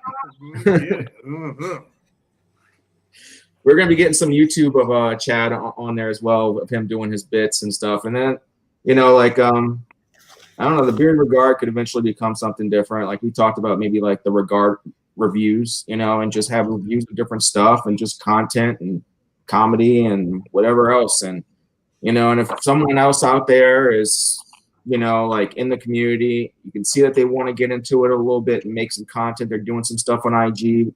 They got a positive vibe. We might reach out to them and say, hey, why don't you join us? You know, and it's just another person to help launch them, you know, because like Johnny said, you know, you get into the content creation world and you have nobody that you're talking to and trying to do it on your own. It can be kind of daunting and maybe might actually prevent some people from actually getting into it. Mm-hmm. Yeah, and that might be Nick, right? I mean, Nick is like, he even admitted it. You know, I see those kids every day, Walt, the kids who can't publicly speak, who could be geniuses, but just can't bring it out in front of a crowd, whatever, you know. Absolutely. I dig it. I think when you guys started, when I saw like a Regard review, I was like, it was like the first time I watched No Country for Old Men and I hit the ending and I was like, God damn it, what the hell is this? But I liked it because I'm like, wait, I thought these guys were alive and now there's a Regard review, but I dug it because it was innovative. It was different and it was within the collective, but outside the collective, you know, whatever the terminology is. Right. I like that. There's a good energy and there are good thoughts going on there. And I know Bushy was talking in subs and everything, and that's totally fine. But to me, success is getting up every Friday night and doing this week in, week out. Not that it becomes a grind, but it's hard for four dudes. I mean, Johnny and I have got it down, but it can be hard for four dudes to, you know, coordinate all that kind of shit and do it week in, week out. So to me, if you're here a year from now and still doing it, that's an amazing success, and all the rest will follow. Because these are cool dudes. Yeah, we're not looking. For me, at least, I'm not worried about the subs. Really, I'm more worried about making sure that I'm able to interact with all my friends, you know, and just shooting the shit and joking around, you know. Yeah, maybe drink a little bit. And going back to what you were saying, Joe, like it would be hard, but Walt, Nick, and Bushy, like, they do such a good job on organizing it and making sure that the communication is there and no one feels left out and everyone's in it. So, like, they're really good at doing that. Yeah, and that helps Very much. I just remember when Johnny and Johnny wanted to do and did, but the arranging for the nose hair pulling had to have been a nightmare because you're juggling 6, 7, 8, 9 schedules and trying to get, and everyone wants to do it. It's just, this is the side hustle. This is the side hobby, right?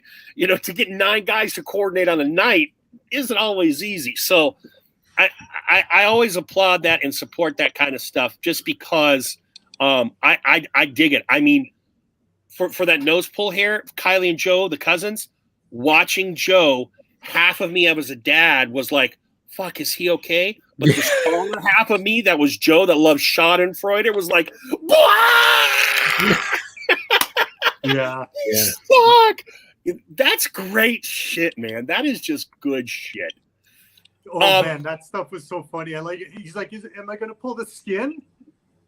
Is the skin gonna come off? Like the panic on his face. Yeah, I was really worried for him. I was. I mean, I was telling him it was okay, but I was really worried. Jody, you were not worried. You're like, just pull it.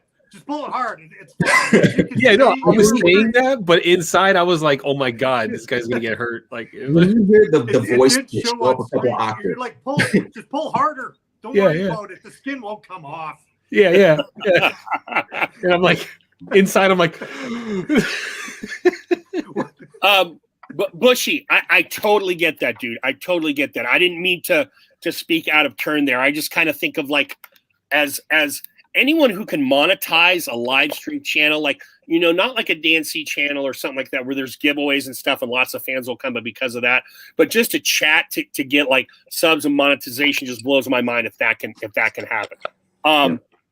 Maybe it's just because of me and my fucking paltry amount of subs that I look at success in a different way. But yeah, I totally get that you're not about the subs. That totally came true. Casey's very analytical, and he kind of is the one that kind of keeps us in. I call him the moral compass of the group. You know, he kind of keeps us on the, you know, so, you know, me and Chad and Nick, we like to joke around and everything. And sometimes, you know, Casey can kind of, he jokes around too, but he also kind of helps bring us back to what the goal is, you know, right? Which is always needed, you know, otherwise it's just chaos. Yes, exactly.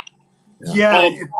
It's a cool group because like Bushy is that, and then Walt's like really ambitious, right? Like he's like, we got to do this and this. Like he's got so many ideas flying out. Nick's more calm, cool, and collective, and puts his thoughts in, and then I'm just there listening right now and trying to learn. Right. You know. Right. Yeah, I can see that. Yeah. I just wanted to address a Pete comment earlier, P. White. I think that's another reason why it's so special to me, because behind the scenes, I was looking at like challenge coins and stuff because I really wanted to make this thing a reality. And those things, and they're gorgeous, but they're fucking expensive for me to be like, okay, well, there goes, you know, whatever. I was trying to come up with something, and for Rob to do that for a need that I had that Rob didn't know I had, but to give you guys coins to actually do it, that's another reason, Pete, that it's also very, very special. Gary Lewis, by the way, Gary Lewis, if all works out, Gary's boys and Bella and I will be doing a Snack the World next Wednesday at 7 p.m. And then Gary's going to jump on therapy and join us and be our guest. Nice. And I'm going to call him a Summer Brotherhood guest because you know, if you've been around a while, you know the history of Gary. If you haven't, you may not know. But Gary is a fucking mensch, dude. I dig Gary. I dig Gary. Forget Gary as the creator and all that other shit, but I like listening to Gary. I like sitting there and listening to how his mind works, whether he's talking beard shit or otherwise, because he's a smart damn man. So that'll be fun because, you know, he can go toe-to-toe with me and Johnny very easily and bust balls with the best of them. The thing that I always gave respect for Gary is I remember when I was purchasing from him one time, I had to cancel my order for the parrot because I just had some things go on. And he was so good with his customer service. Like, Yeah. it's like it wasn't even a problem. It was just like, yeah, I could do this for you. I could do that. No problem. And, you know, I've always respected Gary for that. Yeah. Yeah. Respect was not a word I had for Gary, you know, a year and a half ago, but I now have it tenfold for him. Because of any number of things. So I love hanging with the dude. I love chatting with the dude. I hope the fucking Postal Service gets us our packages because I cannot wait to do that Snack the World with him and his sons. I want to see Gary in that environment because you'll see his sons bouncing in and out of a live, but I want to have him for 30 minutes to an hour doing that just to see what's going on. I just think it'll be fun. We've never, Bell and I have never done a live for one of those. You know, we release them as episodes. So I'm very much looking forward to it. And then carrying it over into therapy, I think will be very, very cool. Lust, that's the word you're looking for. You know what? I like someone with a little meat on their bones. And Gary, you do have a little meat on your bones. Let's not get it twisted. But I'm going bigger. I'm a big boy. So I'm going like J. Cruz level. All right, that's what I'm talking about.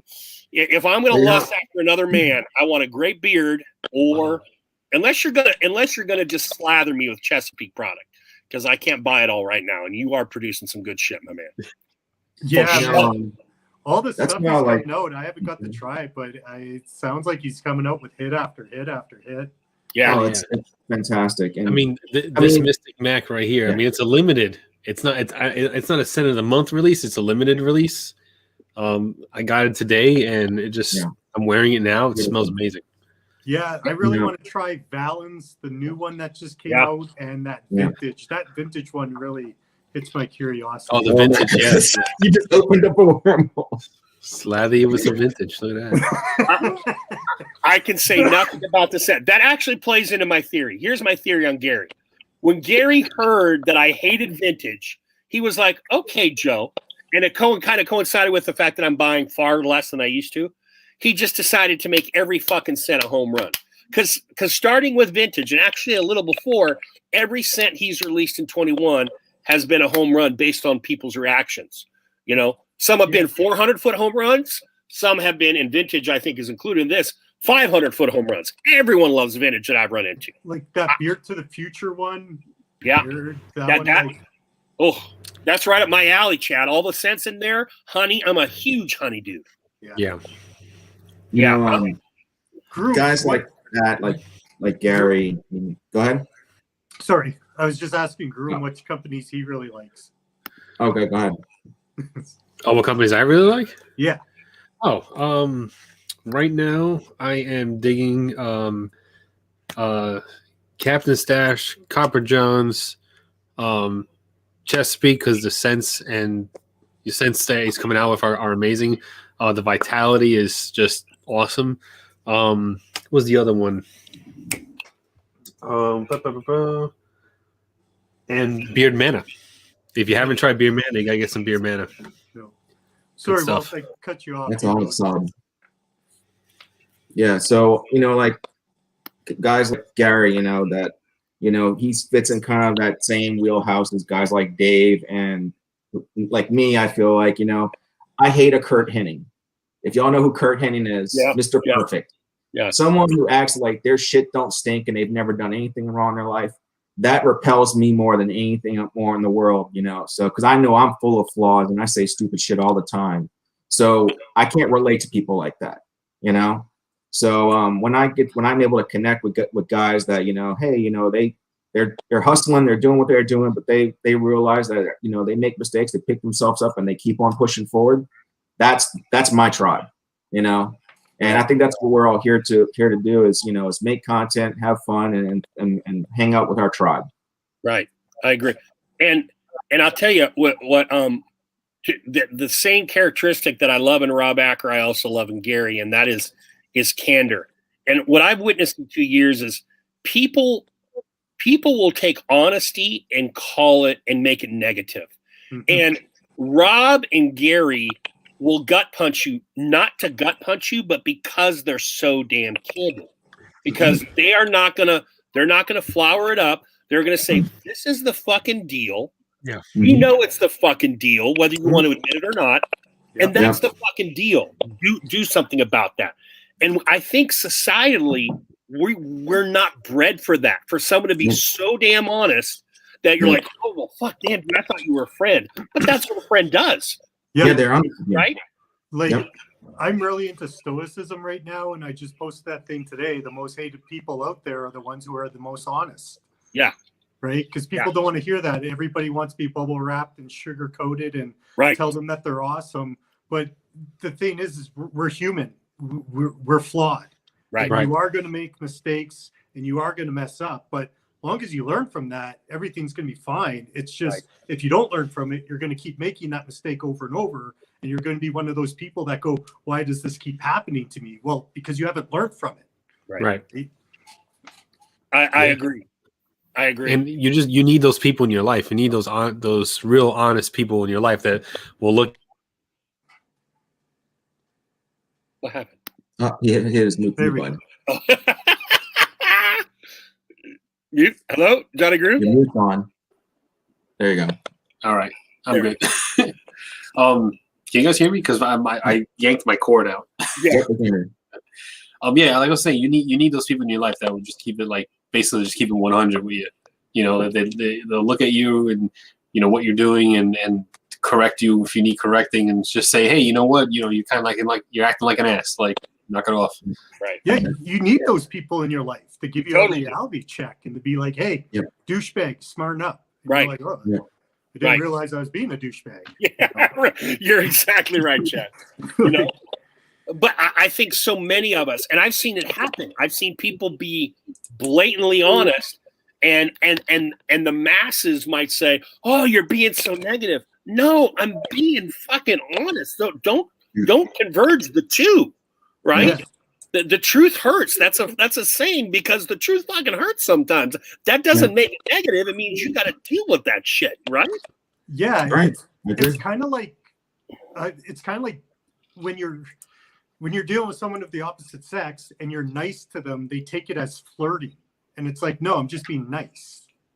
You know what I mean? And it's kind of like that with the being honest. They take it negative. And it's like, no, it's not negative. It's just being honest. Like, I'm sorry. Well, I'm usually flirting with the opposite sex because, I'm just saying, like, when you're flirting, like, my girlfriend, like, if she's nice to someone, they think that she's flirting with them. And she's that's true. Just a nice person. Yeah. And I feel like that's the same thing with the honesty that we're talking about. It's seen as such a negative, but it really shouldn't. Like, I like it when my friends are like, hey, douchebag, stop. You got the blinders are on and you don't see what you're doing, but this is how you're acting. And you're like, oh crap, man. I kind of see that now. Thanks for pointing it out. Right. Instead of being like, oh, why you gotta do that? You're mean. Come on, man. Like, we live in a world of snowflakes. They feel like they can't be told any type of honest truth, and that if you do, then automatically they get their feelings hurt, and But I need someone to be able to come up to me and say, "Hey, man, I disagree with what you're saying. Here's why." And I can either say, "Hey, we can agree to disagree," or then I'm going to say, "You know what? You're right. I didn't think about that. Good call." Yeah. And the thing about being a beautiful, unique snowflake is everyone's a beautiful, unique snowflake. So get over yourself. That's how I look at it. I can be wrong, but participation trophies, right?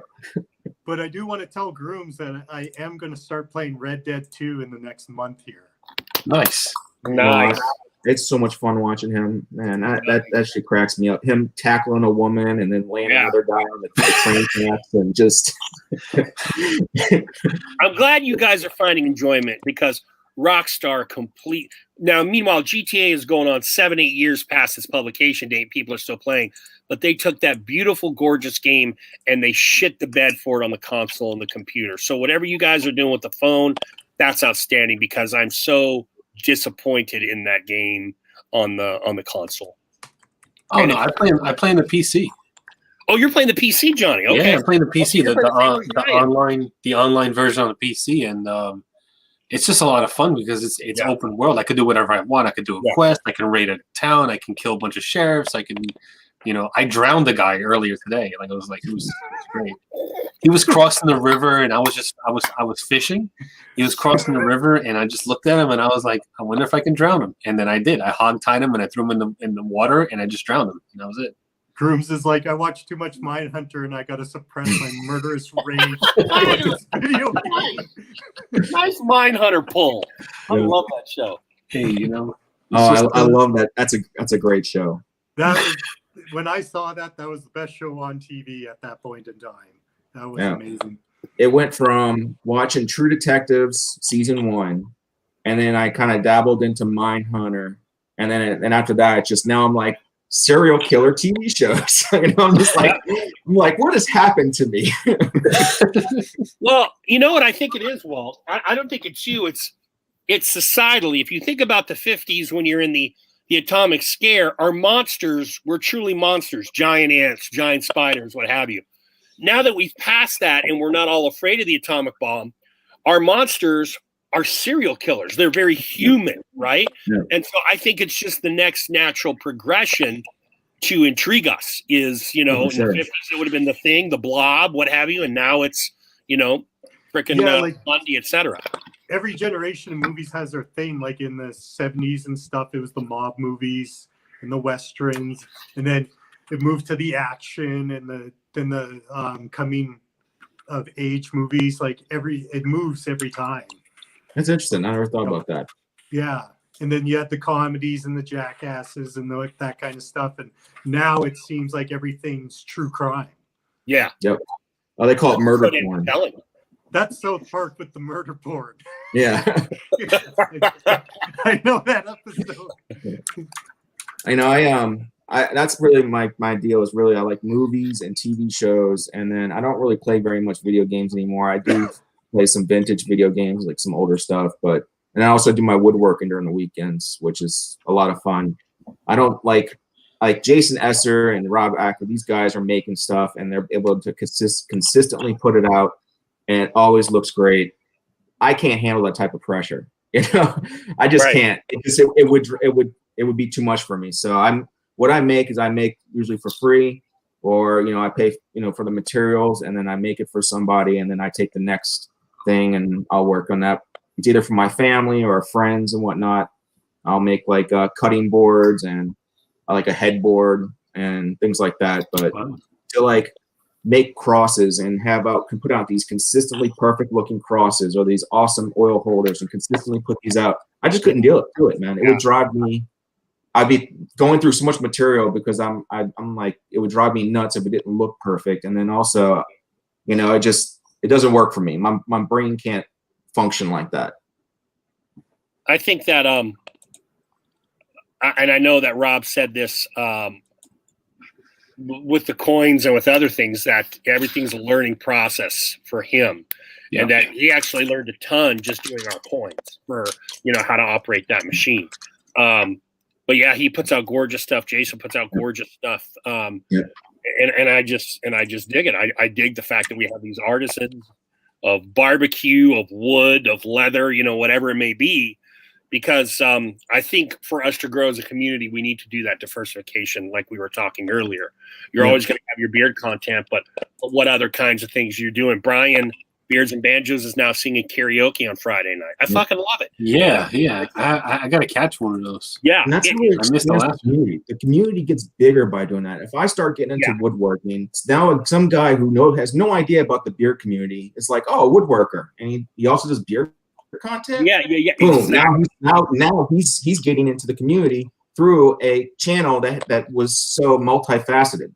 You know, like a guy could be playing playing video games. He's watching, you know, Johnny's, and then he's got a beard, and then boom, now he's into beard. You know, so it's a way that we can expand the community, and then also we just diversify, because I love all that stuff. I like, you know, like minimalist wallets and woodworking tools and, you know, tech and just all kinds of stupid guy shit, you know, that most of us like. And I want to review it, you know, and talk about it. If you look at Johnny's videos, and Johnny, obviously, you know your videos better than me, but I'm going to take a shot in the dark here. Johnny has done some big product reviews, like hair coloring for his beard and stuff. And those things have gotten fucking enormous views when you compare them to what his beard shit does. Like, we all know Johnny as a beard reviewer, but when you look and he does the Just for Men, how many thousands of views does that get, Johnny? Right? So he actually has shit that does big stuff, and it's all part of the Johnny Groom stew, right? Yeah. You know, so it's one of those things that, you know, Johnny was one of the first guys to diversify and do things well before even his beard channel or concurrently with his beard channel that he would publish, like with the nose blackhead shit that I love. But he was already doing shit well before anybody else was really trying to do that diversification. I think that's the way it's got to go, because you can only talk about beards and beard products so much. Right. Like, I don't care how much content you have, but you can only talk about so much before it's just rehashed over and over. So you do have to venture out to come up with some other content.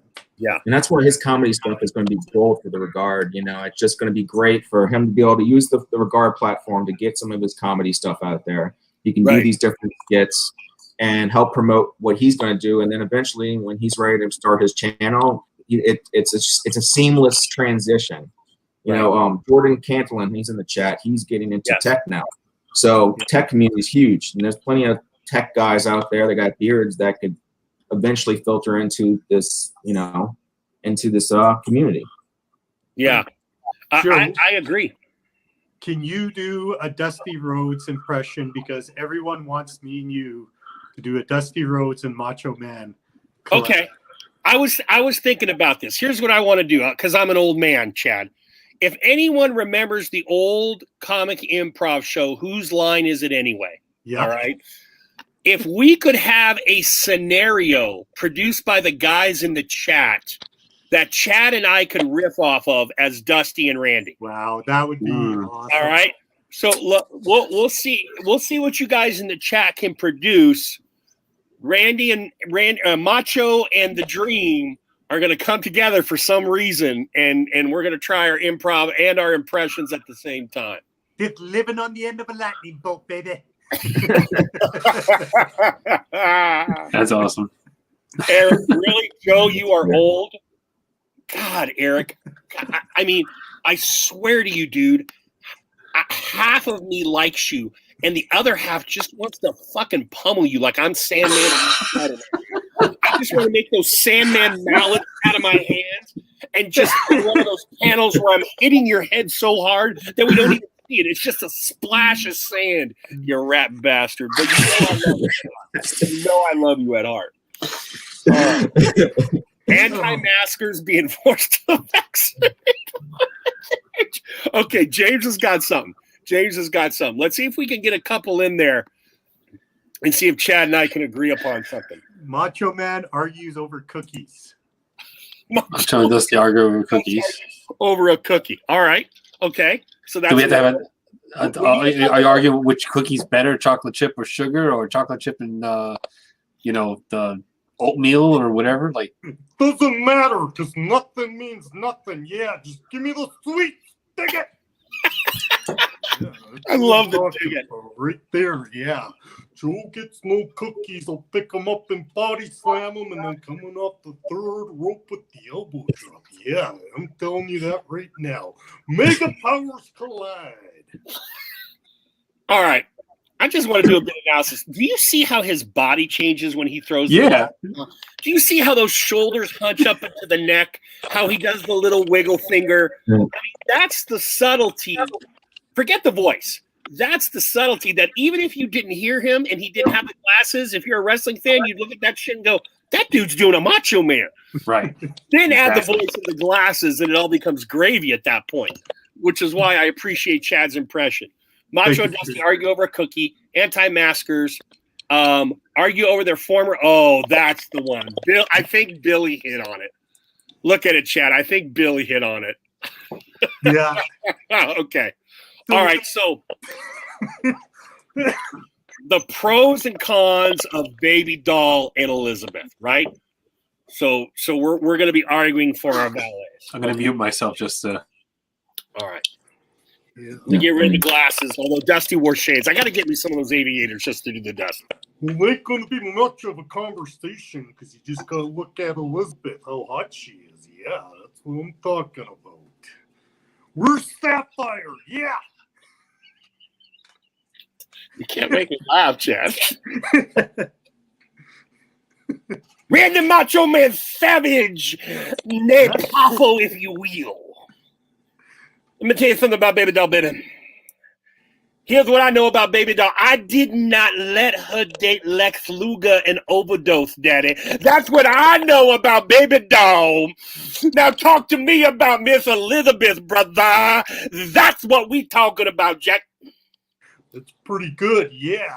You want to bring up the big guns, huh? Yeah, that's what I'm talking about right now.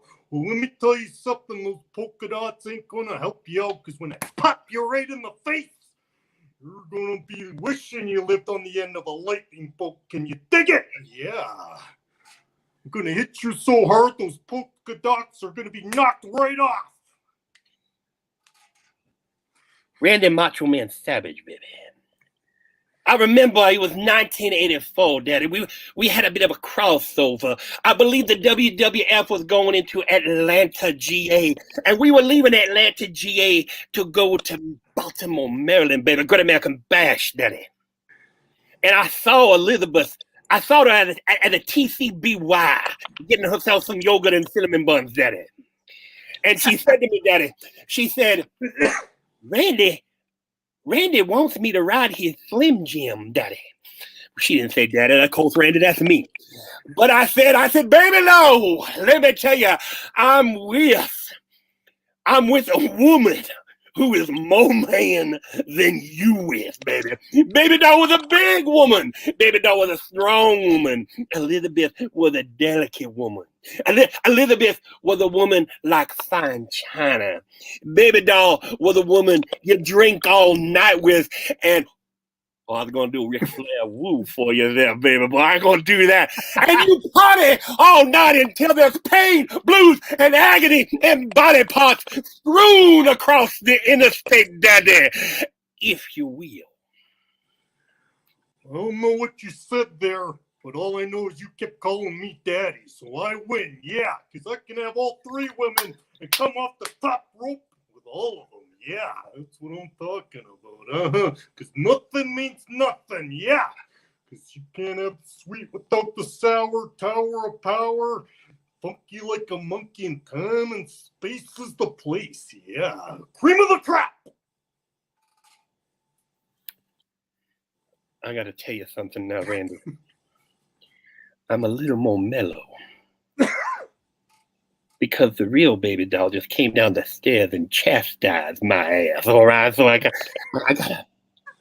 gotta pull back on some of my dreaminess. I gotta take that big splotch on my side and make it like a pinprick, because her hair was on the thunder, and she said to me, "Really?" So we're gonna call this one a draw, baby. Okay? Here's what I'm gonna say: in an ideal world, where WWF and NWA could be together. 69 and 69 is 138, Randy Savage.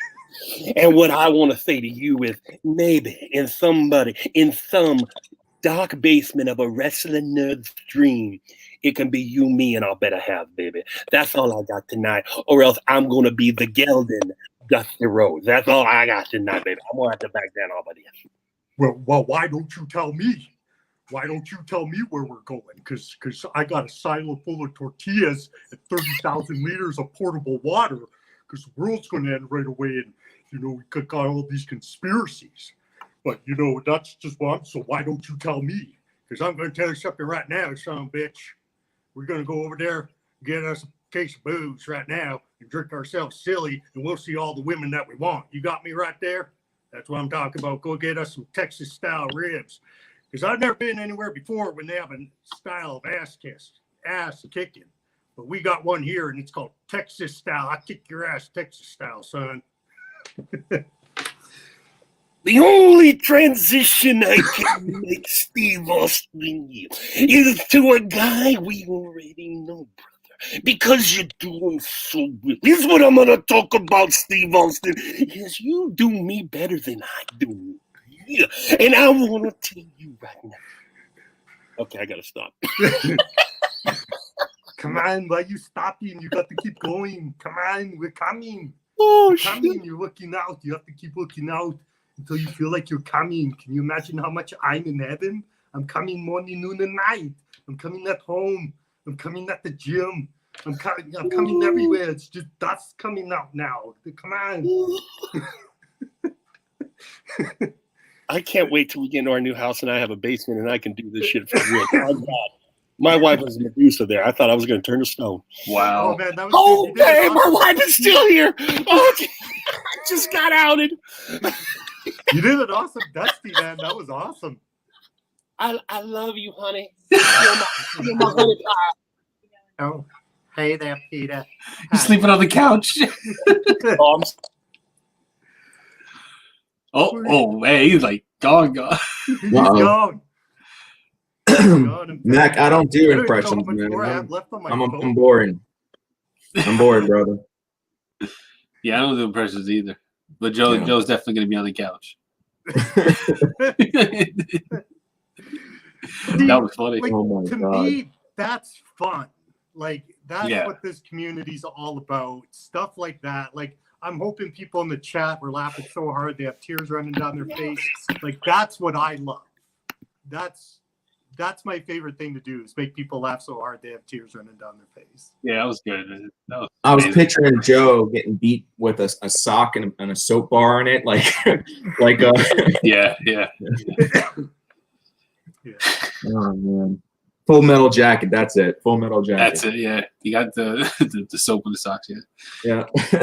I don't think I could do Brother Love Gary. I only got certain ones. I could do Cleveland from Family Guy, but I can only do like a little bit where he's like, "Hey there, Peter, how you doing?" Oh no. Oh no. And then you got Joe. The one part that I laugh is when Peter's making the movie and he goes, "All right, Joe, get up out of the chair and go talk to Lois." And he's like, "Dana, Peter, I can't walk. Okay, I'm handicapped." And he's like, "Quit thinking it's Joe and get out of the chair." You okay there, Joe? Yeah. I'm good. Okay. She was just busting my balls. Oh, okay. Okay. Good. Yeah. But thank you very much, Joe. That was awesome. Thank you, Chad. That was fun. That was a lot. So you never know what Chad's going to pop off with, which is why you guys should be tuning in to the Bearded Regard on Friday nights. Yep. Right. Fun. Even in like the private like video chats that we have like little team meetings, and he just slips in some like Joe Pesci or something like that. You know, it's always something funny. You know. So Rogers, could someone do Towley? I'll try. I got to remember how we talk. Hey everybody, you guys want to get high? Come on, let's just get a little high.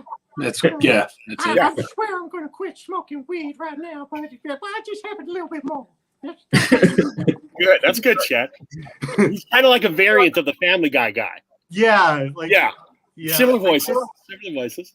I can't get the whistle with Herbert from Family Guy. That's the only part I can't get. It's that. Yeah, that's tough. Yeah, he does that. Yeah. Hey there. You like popsicles? I got a whole freezer full of them downstairs. You bring chubby little fat ass back here. Okay, so me and Joe did our part of the show, so we're resting now, and now Grooms and Walt, they got to do impressions and stuff. We're good. I can show you how to drink whiskey. I can't do impressions. Well, you know what? That's another thing. No, I can't do impressions. We got. I was talking to Joe about this, like maybe like doing like some type of like whiskey or booze reviews and stuff like that would be another fun thing. Oh yeah. Have you tried the peanut butter stuff? The peanut butter whiskey? No, I have not. That's interesting though. Really? Oh, it's delicious. All right, I'm gonna have to get that this weekend. Yeah. Get that stimmy money. I tell you guys a really funny story, or at least I think it is. So I love practical jokes. I'm addicted to them. And we had a store here, and it used to be open 24/7. And my buddy Ryan, who's probably about Joe's size, and his girlfriend's just a little petite thing. She's like 5'6", 140 pounds. They were at the checkout counter, and I was walking in, and I saw them. So I walk up to my buddy Ryan, and I grab him, and I spin him around, and I go, "Who's this?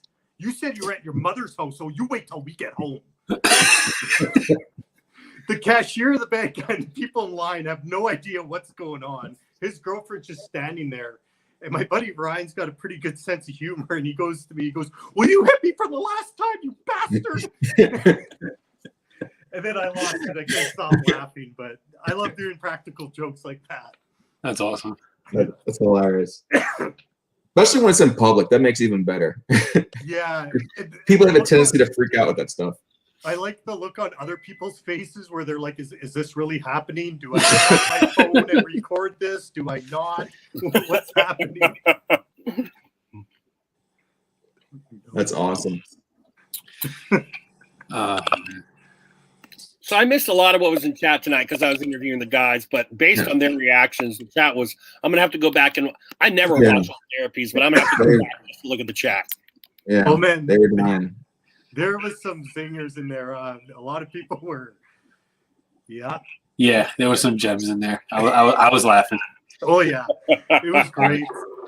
I couldn't keep up with everything, and I always like to try to mention everyone's names. Yeah. This is going to be Chad's first regard as a part of the regard, because last Friday he was on Beard Times with Scott. So this one he's going to be on with me and the crew, and then we're representing. I'm sure y'all know who Tiki is, and then Benjamin. So that's going to be a lot of fun. Oh, nice! You're going to been on there. Yeah, it's going to be on there. Unique guys. You know, Tiki's got a very unique style, and so does Benjamin. And then on the 26th, we have Mac with the cheese and Mick. So you got Mac and Mick. It's gonna be fun that too. So we got some great stuff, you know, and I like the 1 hour for each person because I feel like once you get it to after that hour, sometimes you can tend to lose engagement a little bit. So I feel like when someone is done their hour, we want people to want more of that person.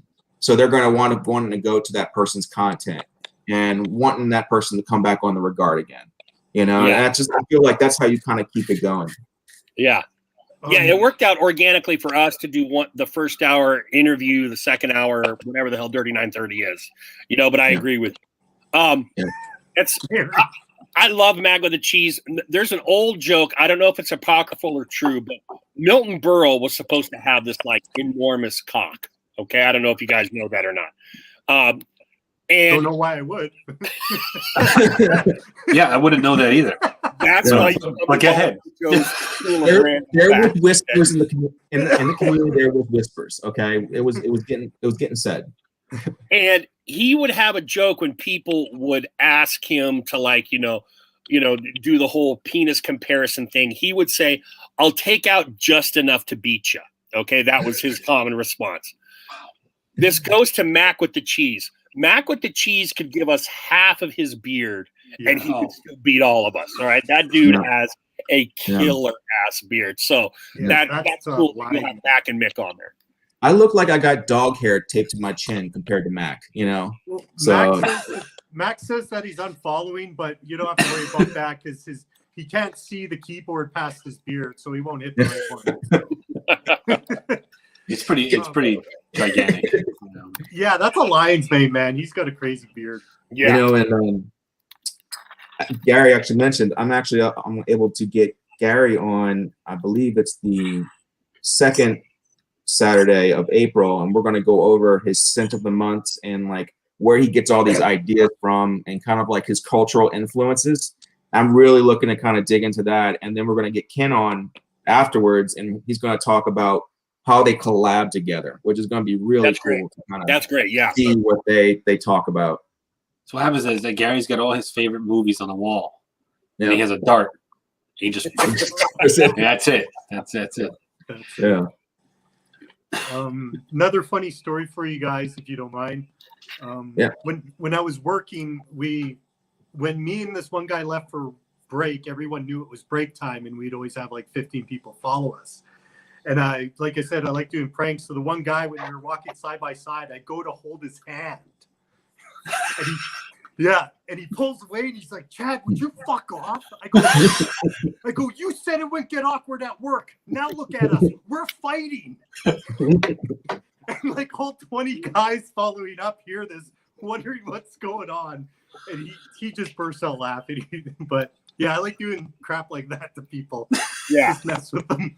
That's The my best you can do is when Chad says something funny, is just to play into it. You lean into the joke. And that just makes it so much funnier. You know, Yes. you play along with it, man, and it's gold. Comedy gold. Yeah. Yeah, because if you fight it, I'll get ruthless and I'll just. All right, let me check the chat real quick. Mac with a cheese. Why all the surprise faces? Excuse me. I'll be right back. Hey man, I heard the story on a Howard Stern show that's what Milton Berle would do. Okay. He had a huge one, I guess. Also, not a nice man. Well, I guess I'm glad you're when you done. have when you have a huge one, you Right. would be an arrogant prick, you know. Yes. Yeah. I guess Like, so. what are you gonna do? You know, hit you on the forehead with it. Speaking of that, I think I remember you saying that you saw. Did you see season 2 of The Boys on Yes. Amazon? Yeah. Johnny did. Speaking of huge members, if you guys have not seen that in the chat, The Boys on Amazon Prime is some funny shit. Especially if you like superhero stuff. It's like it's comedy, superhero, and a little gory. Not too bad, but a little bit, and it's just a solid watch. Definitely. Yeah, it's good. And as crazy as it may feel, the comic versions are 2 to 4 times more crazy. I mean, the producers who did it had to, and remember, they're on Amazon, so like almost anything goes. They had to edit shit out of there that was in the comics that was just too overblown, even for a paid TV series. Oh, really? Yeah. Oh yeah. Season 2 just kicked it up a notch. So if you saw season 1, Mike, season 2 is like that, and then double it. I like how I guess I'm not going to say it, but I like the butcher and what he calls everyone. Yeah. There's a movie out there called Bronson with Tom Hardy. With Tom Hardy. Yeah, that's a good movie. That movie is hilarious. That scene with the librarian and the butter. Yeah. Oh, I was roaring on the floor laughing so hard at that scene. Like, and some of the crap that guy says is just too funny. Yeah. Number one, Tom Hardy is one of my favorite modern day actors. Okay, I love that guy. If you research Bronson, he literally stole like $20 from a post office or something like that. 47 quid he did. And got put away for that, and then just became a dick when inside the walls, and a very tough one. It's one of those weird things. Like, I kind of feel for the dude, but at the same time, don't be a dick, dude. You know. But he's a fascinating individual, the real Bronson. When you listen to some of his audio tapes and read up, but that is a killer. I did a lot of research, and like, he loved prison. Like, to him, prison was a hotel room. Yeah, and like, I did a lot of research on him. So did you ever see the interview with Tom Hardy where he talks about getting that role? Yes, I did. So he goes, I'm trying to do this role, and Charles keeps calling me up, and I kept ignoring his phone call, and he finally reaches me the one time. I thought I'd just be honest with him, and Bronson's all like, oh, I got you. Oh, I got you now.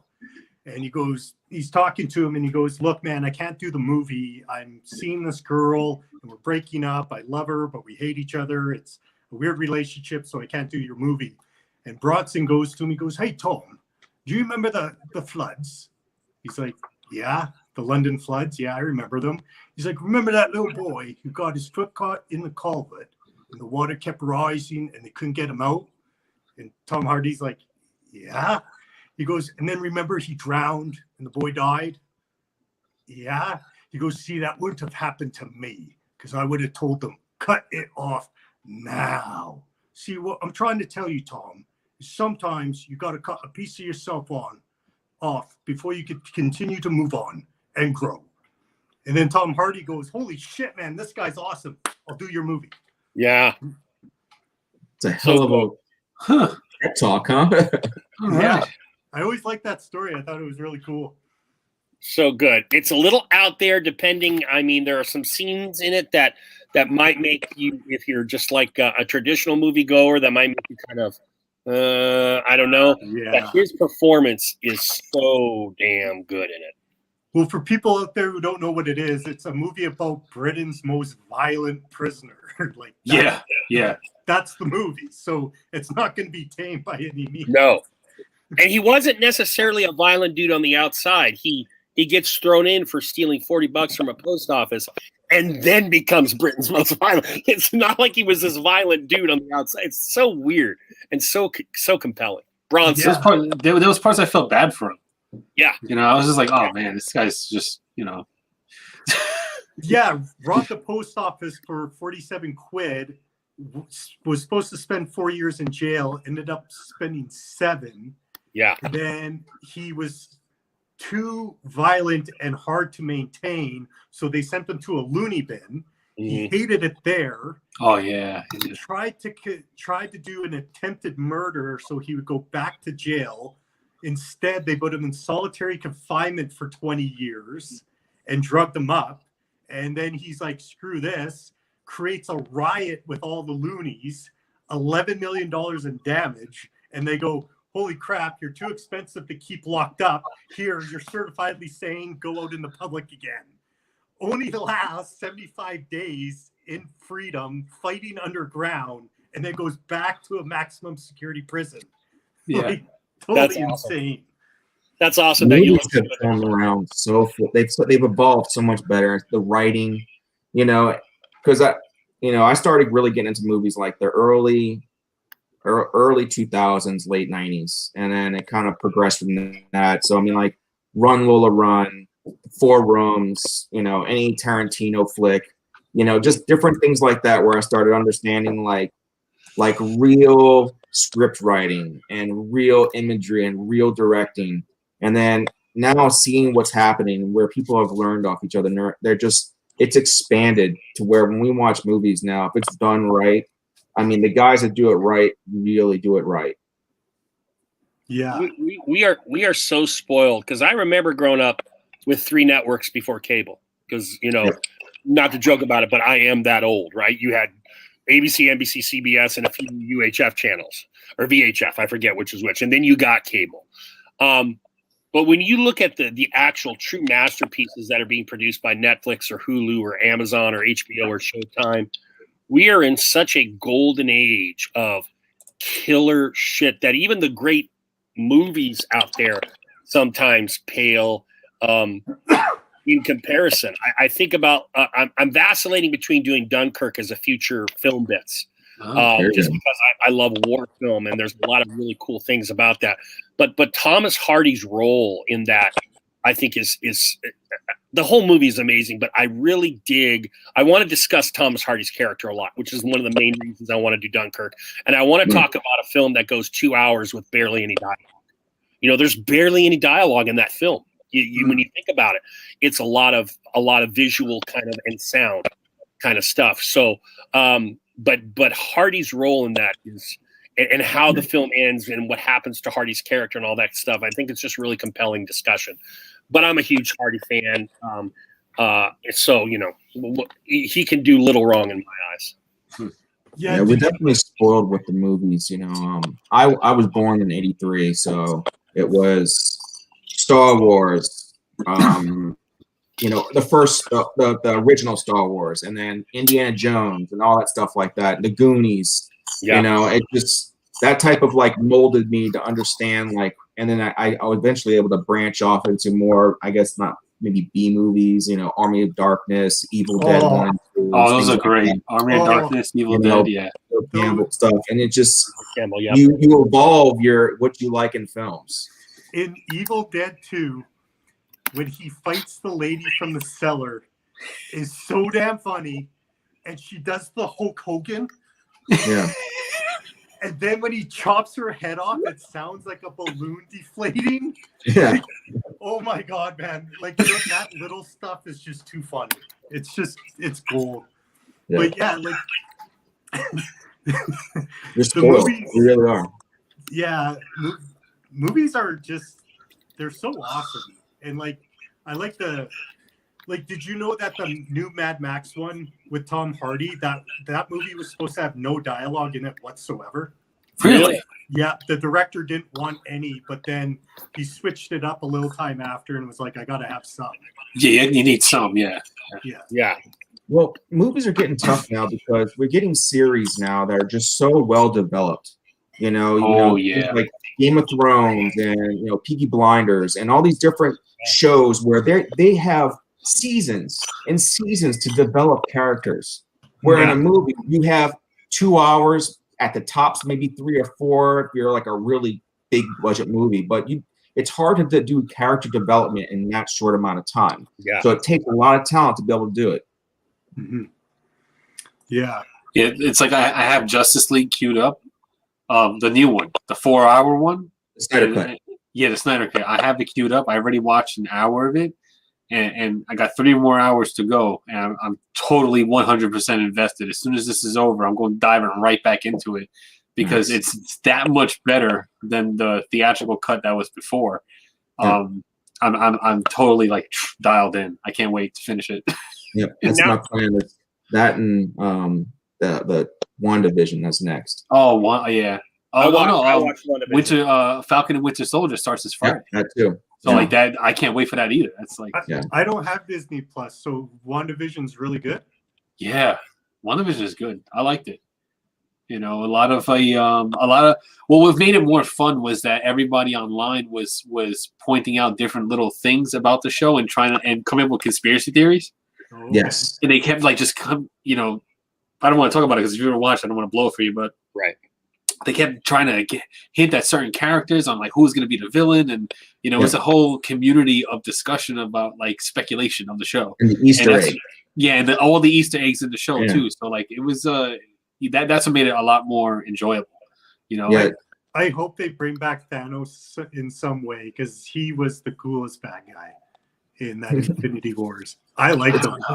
Man, I tell you what, he wasn't even like the most baddest guy in the comics. I think I believe there was somebody that was even like greater than Thanos in the comics. I can't remember his name, but there's a lot of bad guys that are more powerful than Thanos. The only Thanos because he got the Infinity Gauntlet. Yeah. But Thanos can't die. I mean, like, I don't know if they're gonna do this in the MCU or not, but he can't die because he's infatuated with death. Right. And death won't let him be with her. So in a sense, he's pretty much immortal because she doesn't let him stay in the afterlife. She puts him back into the mortal realm. So he can't really die that way. But By I the don't way, know if Thanos played by whom? Who was the actor for Thanos? Josh Brolin. the same guy who didn't he play Cable as well? Yeah, he played Cable. Yeah, he played Jonah Hex. He's had a few, but Sicario. Great role. Obviously, No Country for Old Men. Yeah. Great role there. And if you want to see an amazing impersonation, since we've got Chad here, watch W, the movie W. His George W. Bush is scary accurate. Scary accurate. Man, he's a great fucking actor. He's been acting. He was in the Goonies. He's the older brother in Goonies. Yeah. Wow. Right. Yeah, like he's been acting forever, and he's one of the only Hollywood stars that actually has a big chin, so they need him for all the bad guy roles. Jordan, there was a guy back in the late 70s, early 80s, and I don't know if Johnny was referring to this earlier, but there was a 3 to 5 episode arc in the Avengers of that time called the Korvac saga, where there was this guy named Michael Korvac who was kind of like a living computer, and he took on all the Avengers and almost killed them and had like godlike powers.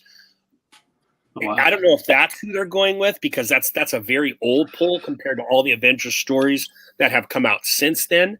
But that's an interesting one to go with. The other thing I was going to say is this term. I wanted to bring this up at 39:30, and now it's 10:40. The term "swinging dick." Okay. There is a line in no. You just flip from movies to swinging dick. Like, No. We're still related. Okay, we're still related. Okay, We're still related.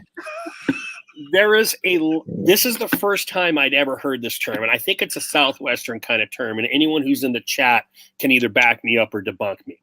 But there's a line in No Country where Llewellyn Moss, Josh Brolin, is being pursued by Anton Chigurh, Javier Bardem, and he knows he's coming. And so he goes to the night clerk at the hotel.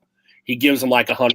He says, if anyone comes in here, I want to know about it. And by anyone, I mean any swinging dick. And that was the first time I'd heard that term. So swinging dick basically just means a dude.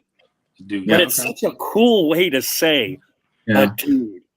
So swinging dick is going to start getting some cachet on Beard Therapy. I'm just warning everybody out there that this is going to become the swinging dick channel. That's all. That's all I want to say about that. Johnny's like, I'm out. Okay. I mean, hey.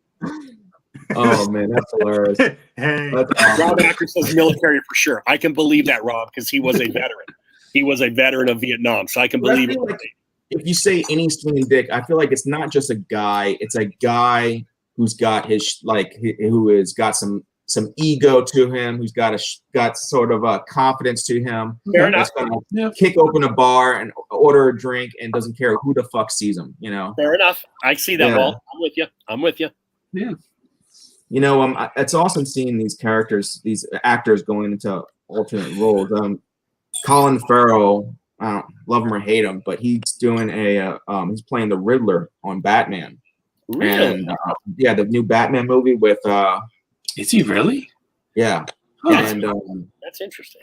Yeah, and he's like put on a bunch of weight and he just looks really different. Doesn't look like what you imagine him to be. You know, I believe it's Colin Farrell. But it was really cool to see someone try and really expand outside their zone, like who did it? Matt McConaughey when he lost all that weight. Or Dallas Buyers. Yeah. Now, Colin Farrell was the only good thing about True Detective season 2 to me. Go ahead, Johnny. What were you going to say? No, I was just saying for Deadpool, I think it's Deadpool 3. They're looking at Jim Carrey as being the villain, so it's going to be Ryan Reynolds and Jim Carrey in the same movie. That's going to be good. Oh yeah. Yeah, it is Colin Farrell. He plays the Penguin, not the Riddler. I'm sorry. He plays the Penguin. Oh, Penguin. I was going to say, Riddler's pretty skinny. Yeah. He's a skinny dude, yeah. Yeah, and he must have put on a ton of weight, or they got really great makeup artists, because, I mean, he does not look like Colin Farrell. It looks completely different. So to see him kind of expand outside that role and to push the limits of what you consider that actor to be, because we like to put everybody in the box. We put Morgan Freeman into the box of he's wise and he plays God and he has that real deep voice and he says Andy Dufresne. You know, it's just like things like that.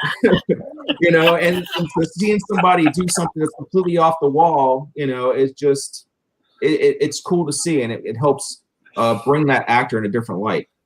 That's one voice I would like to do is Morgan Freeman. Freeman?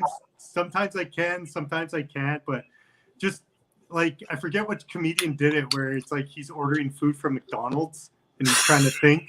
Yeah. He's like, well, from time to time, I would like some burger and fries. But today, I think I'll just go with fries. Yeah. But I can't do it. Like, it's a hit and miss for me, but I would love to master that one. He's got a great voice. Yeah. Ace Ventura 3 postponed probably for a few. Carrie had been, I think, kind of blackballed from Hollywood to some extent for a little while. There's definitely, he hasn't been in a lot of stuff, and he's been painted. I don't know, but he's been painted in the media. It's kind of been like loose cannon, going a little crazy. I don't know how you want to put it. He's pulling a Tom Hanks. I just don't understand. Tom Cruise. They just love postponing ace, like seriously perfect type of movies. Like Marvel had set up for Gambit, Gambit's a superhero and he's a Cajun, so of course I love him and he throws cards. He's also a thief. They were going to do a Ocean's 11 style movie but with Marvel characters. And it was all set up. They had it going and everything. And then Disney wound up buying out Marvel and all that stuff like that. And then they postpone and don't know if it's come back. So they love doing this shit where they make promises that something's going to come out and then they postpone it or they drop it. That was like the He-Man movie. I think it was like 8 years ago. They had it all set up. They were ready to go because the guys who were getting up into the higher ranks of the movie industry were fans of that growing up. And they had the casting, they had it all ready to go. But then the higher ups who didn't grow up with it were like, no, we're not doing it, and squashed it. Yeah. So that would have been awesome. Killing dreams here. You know, and you can't piss off the wrong person. In Hollywood, you piss off the wrong person, you end up like, what's his name? Brendan Fraser. You know? Oh, yeah. What a tragedy. He just falls off the map. He's gone.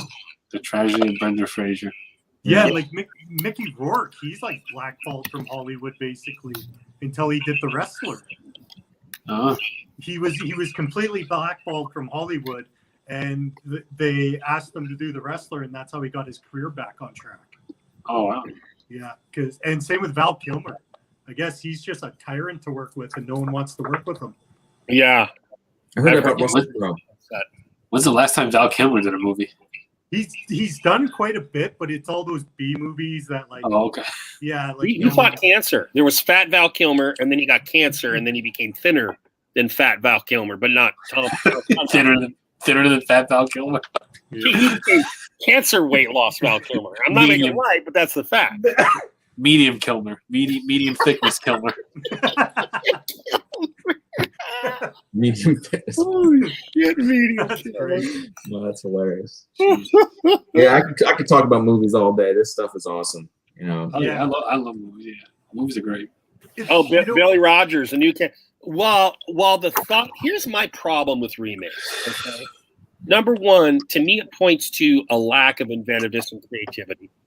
Yeah. Number two, and I realize in the 70s they were like 1980, 81, whenever The Thing was released with Kurt Russell, that was a remake, you know. So I realized there were remakes back in the 70s and 80s when a lot of us were kids. But at the same time, I'm like, a remake of Cannonball Run. You know what? One of the greatest things about Cannonball Run was the end credits scene when they did all the bloopers, because you just didn't see shit like that in those days. Mm-hmm. And you got all those bloopers, and it was a fun movie regardless. But you add those bloopers on it, and yeah, they could remake it, and maybe the people who did Fast Cars would like it, but it's not going to have the magic of that. I mean, Mel Tillis, Terry Bradshaw. I mean, they just brought people from all walks of earth together to do that film, and it worked. I dug that film. I love the original. You know, they're doing a reboot of Back to the Future.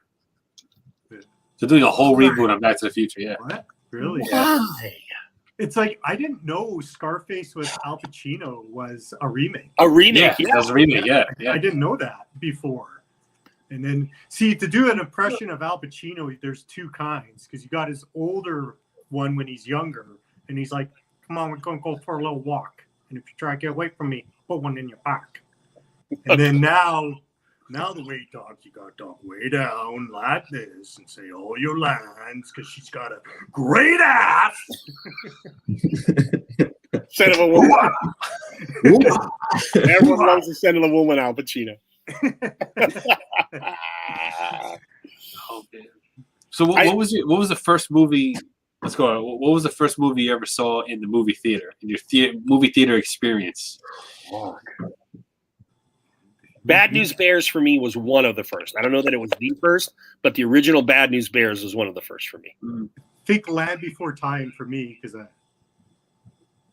Okay. I believe mine was Batman with the first Batman. Michael Keaton 88. Oh, okay.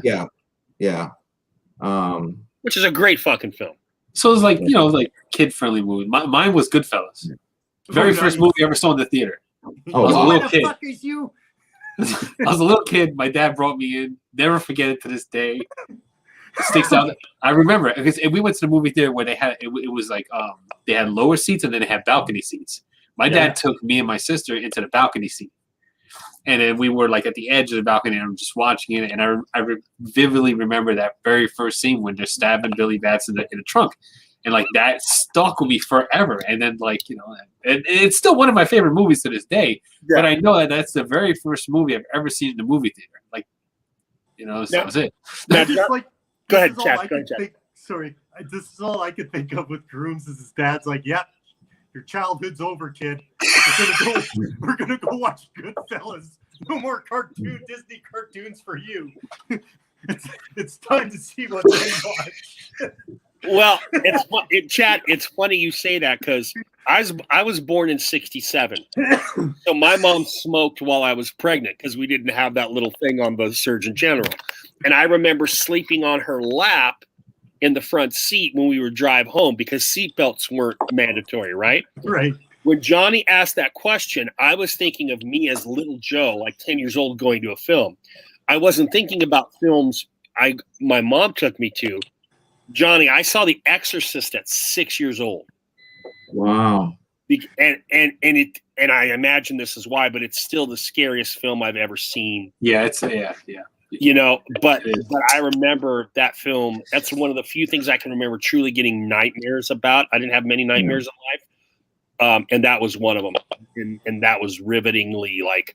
But back in the day, it was like, who gave a fuck, man? You know, that was my. While you're pregnant, taking your kid to an Exorcist movie, who cares? That was my mom. My dad was into those mobster crime movies. Yeah, and my mom was big into horror. So like she'd wake us up like, you know, a Sunday morning and it's like, oh, go to the store, get the newspaper for your dad, and you know, when you get back, Night of the Living Dead's gonna be on. And then like that, and that's, you know, that was my mom. She was big into the horror, you know, and so yeah. Man, that's the kind of films I grew up with. Man, do you remember Honey, I Shrunk the Kids? Oh yeah. I remember seeing it, yeah. Remember when the ant gets killed by the scorpion? Yes. Oh my God, I would yell at the TV. I was so upset. I was like, you bastard! Like, how could you kill that nice ant? I'm like 6 years old and just totally emotionally destroyed. I was in a glass case of emotion. That was like me when the horse died from Neverending Story. Yeah. When Artax died, I was like, I never cried so hard in a movie ever in my life. I was like, I know. You're so attached to the animal. You're like, how could you? I'm a kid. Like, I don't care if the human. I don't care if the human dies, right? But I always teared up when an animal died. Oh man, that was. Oh, I'm just thinking about it now. Man, like I honestly, like obviously I didn't grow up in other eras, but I think the 80s was the last. 80s and 90s was the last great era to grow up in because you still got to go outside, you still played street hockey, and you had all those like awesome movies that came up where you got those feelings, like you know, like I just Wonder Years, like I love Wonder Years, the TV show. Great. Yeah. Wendy Cooper. Yeah, I follow her on TikTok. Yeah, she still looks good. She don't care. Oh, yeah. What was the first DVD that you ever watched? First what? DVD. First DVD. It was Evil Dead 2. Really, that's a good one. Yeah, Evil Dead 2. What was it, Chad? Evil Dead 2. Oh, okay. Mine was Fifth Element, and I loved it. It feels like such a new movie to me, Walt. I can't recall. Oh my god! But Fifth Element was definitely one of the ones. Shoot, I can't recall the first DVD I ever watched. I can remember the first album I ever purchased, but I cannot remember the first DVD I ever watched. I remember the first VHS tape I've ever watched. What was that? That was what was it? It was pre-recorded cartoons that my dad recorded on TV. That was nice. He recorded like Sunday morning cartoons, or Saturday morning cartoons for whenever like cartoons didn't air and we were acting up. He was like, he put this tape in, and it was like Ninja Turtles. It was like G.I. Joe, Transformers, all that shit. Like, yeah. That was awesome growing up in the 80s that you had Saturday morning cartoons. Like, you had that lineup. You sat there with your bowl of cereal in your pajamas, and you were just. Mm. That was like the best. That was Simple time. Beard Code. What in the world is a VHS? Oh man. I went through all of them. I had VHS. I had Laserdisc. We had, Yeah. Laserdisc. Yeah, all that stuff. The big giant record-sized CDs. Oh yeah. Talk with Rutger Hauer, Bushido. I never owned it or watched it, but I remember that shit. Rutger Hauer was the dude in the early '80s, bro. Blade Runner, Lady Hawk. Yeah, I remember Excalibur with young Helen Mirren. You got to see her boobies in that. That's when seeing boobies was a big deal in a movie. When it was when it wasn't a TNA movie, to see boobies or bush was a big deal. You know what I mean? On Netflix right now, they have an '80s show called She's One of the Guys. Okay. And it's a girl who thinks that men get picked over women because they're men. So she fakes being a dude and finds it up, but then she ends up having a crush on this guy, and she has to convince him that she's a dude. So she flashes him. From a chick from the '80s, man, she had a tight body on her. Toy like a toy guy, tell you. Toy like a toy guy. So on kind of that theme, Chad, and chat, please play along. I'll start with Walt. Hillary Swank, bang her or no? Yeah. Chad? Oh yeah, tap her. Yeah. Yeah. Johnny? Like currently? Or You choose whatever Hillary Swank era. Of course, I'm thinking of the one where she disguises as a boy because she's got that unique facial structure. But are you banging Swank anytime? yeah, sure. Yeah. She's She's got cash. She's got money. Yeah. Cruz Right. is like this. Yeah, I'd do her, but it's not like I'd enjoy it already. She's got money, right? She's pretty well off, right? Just a You tad can buy me a PS5, right? I just saw. I'm just bringing this up because I thought of it. This documentary was just released, and to me, and yes, I'm fucking old. Let me take the preemptive strike there. I classify beauty in a bunch of different ways. Okay, beauty is different than sexy, is different than sultry. Yes. Yeah. To me, the classic Hollywood beauty of all time, to me, the most beautiful actress, purely from an aesthetic beauty point, is Audrey Hepburn. And they just released a documentary on her on Netflix. So I'm very excited because I don't know a lot about her. Now, if we're going sexy or sultry or, I'm going to go different ways with that. But Audrey Hepburn had a look that was like mesmerizing to me. It's like, how can someone look this damn good?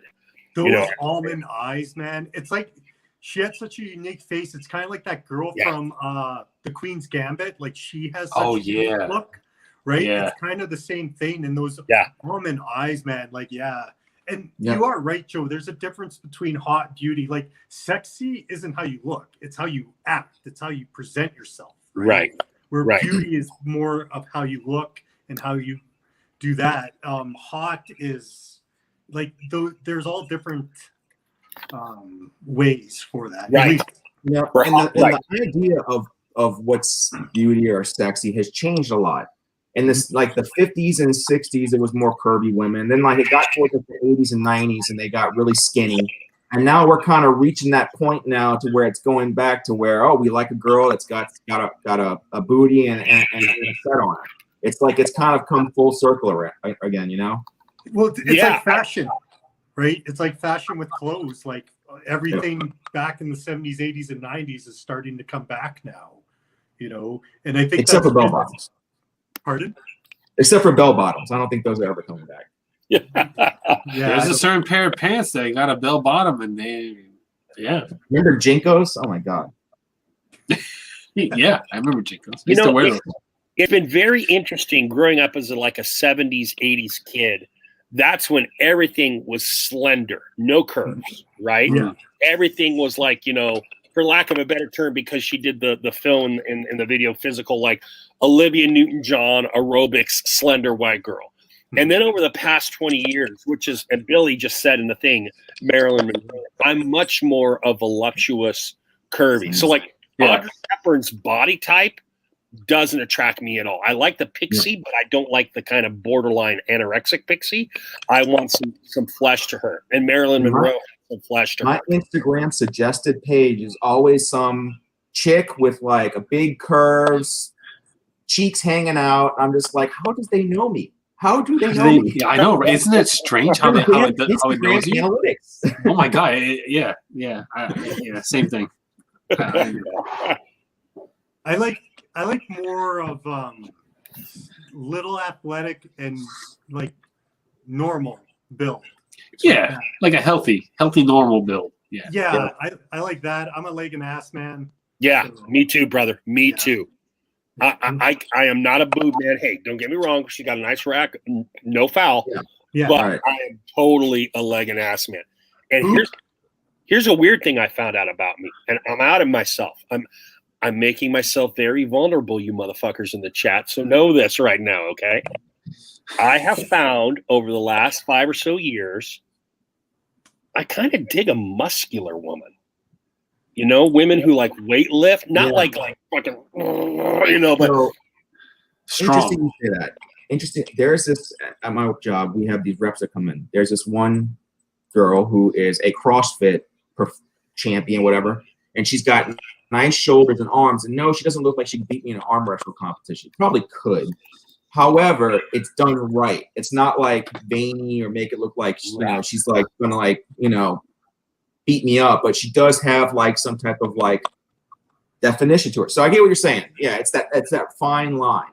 yeah. And that line usually, like the way that I word it, I'm not saying that I'm right, but it's kind of like a swimsuit model where they're fit and they're toned, but it's not like, hey, I'm gonna rip your dick off when I jerk you off. Yeah. You know, like She'll crush your hips with her thighs. So that's crack you like a walnut. Yeah. Instagram has made the access to such women, even if I don't want to, has made it much more accessible. Where I'm like, well, no, that's something I wouldn't have dug in my 20s and 30s for whatever reason. You know what I mean? And I get Maybe so because you many didn't see a lot of it. from them too. They always message me. It's so great. I get to talk to so many of them. You get that? I get people wanting to like promo my stuff. They always get, you need digital artwork and all that. I always get that. I always get DMs and messages for that. Comments. But no, I dig strength. I like strength. Like just strong. It just looks like if you took her in the sack, you wouldn't break her. Right. Yeah. Right. And that's where my thickness. My wife is 5'1", 5'2", but she has a healthy amount of weight on her that I dig it because I like 5'1", 5'2". I'm 6'1", almost 6'1". I'm almost 6'1", and like to analogize. When I have sex with my wife, it's like a walrus fucking a seagull. Okay, so that's the way I look at this shit, right? Because I'm not, I could crush her if she were thin and brittle like Audrey Hepburn. But when you put a little bit of weight to her, not muscle, but just voluptuousness of a woman, and not even that much, but so she's not reedy and breaky, like bird wings. The baby bird. I like Grooms' face when you mentioned it. He went somewhere. He's like he left his body so he didn't have to hear it anymore, and then he came back in. Grooms, when you watch this on replay, watch the look on your face. It's awesome. It was so priceless. Oh, that's funny. That's hilarious. It's funny. Billy caught it too. I'll have to look for it. Billy caught it too. Oh, it's great. It was so funny. It was like this. It's like,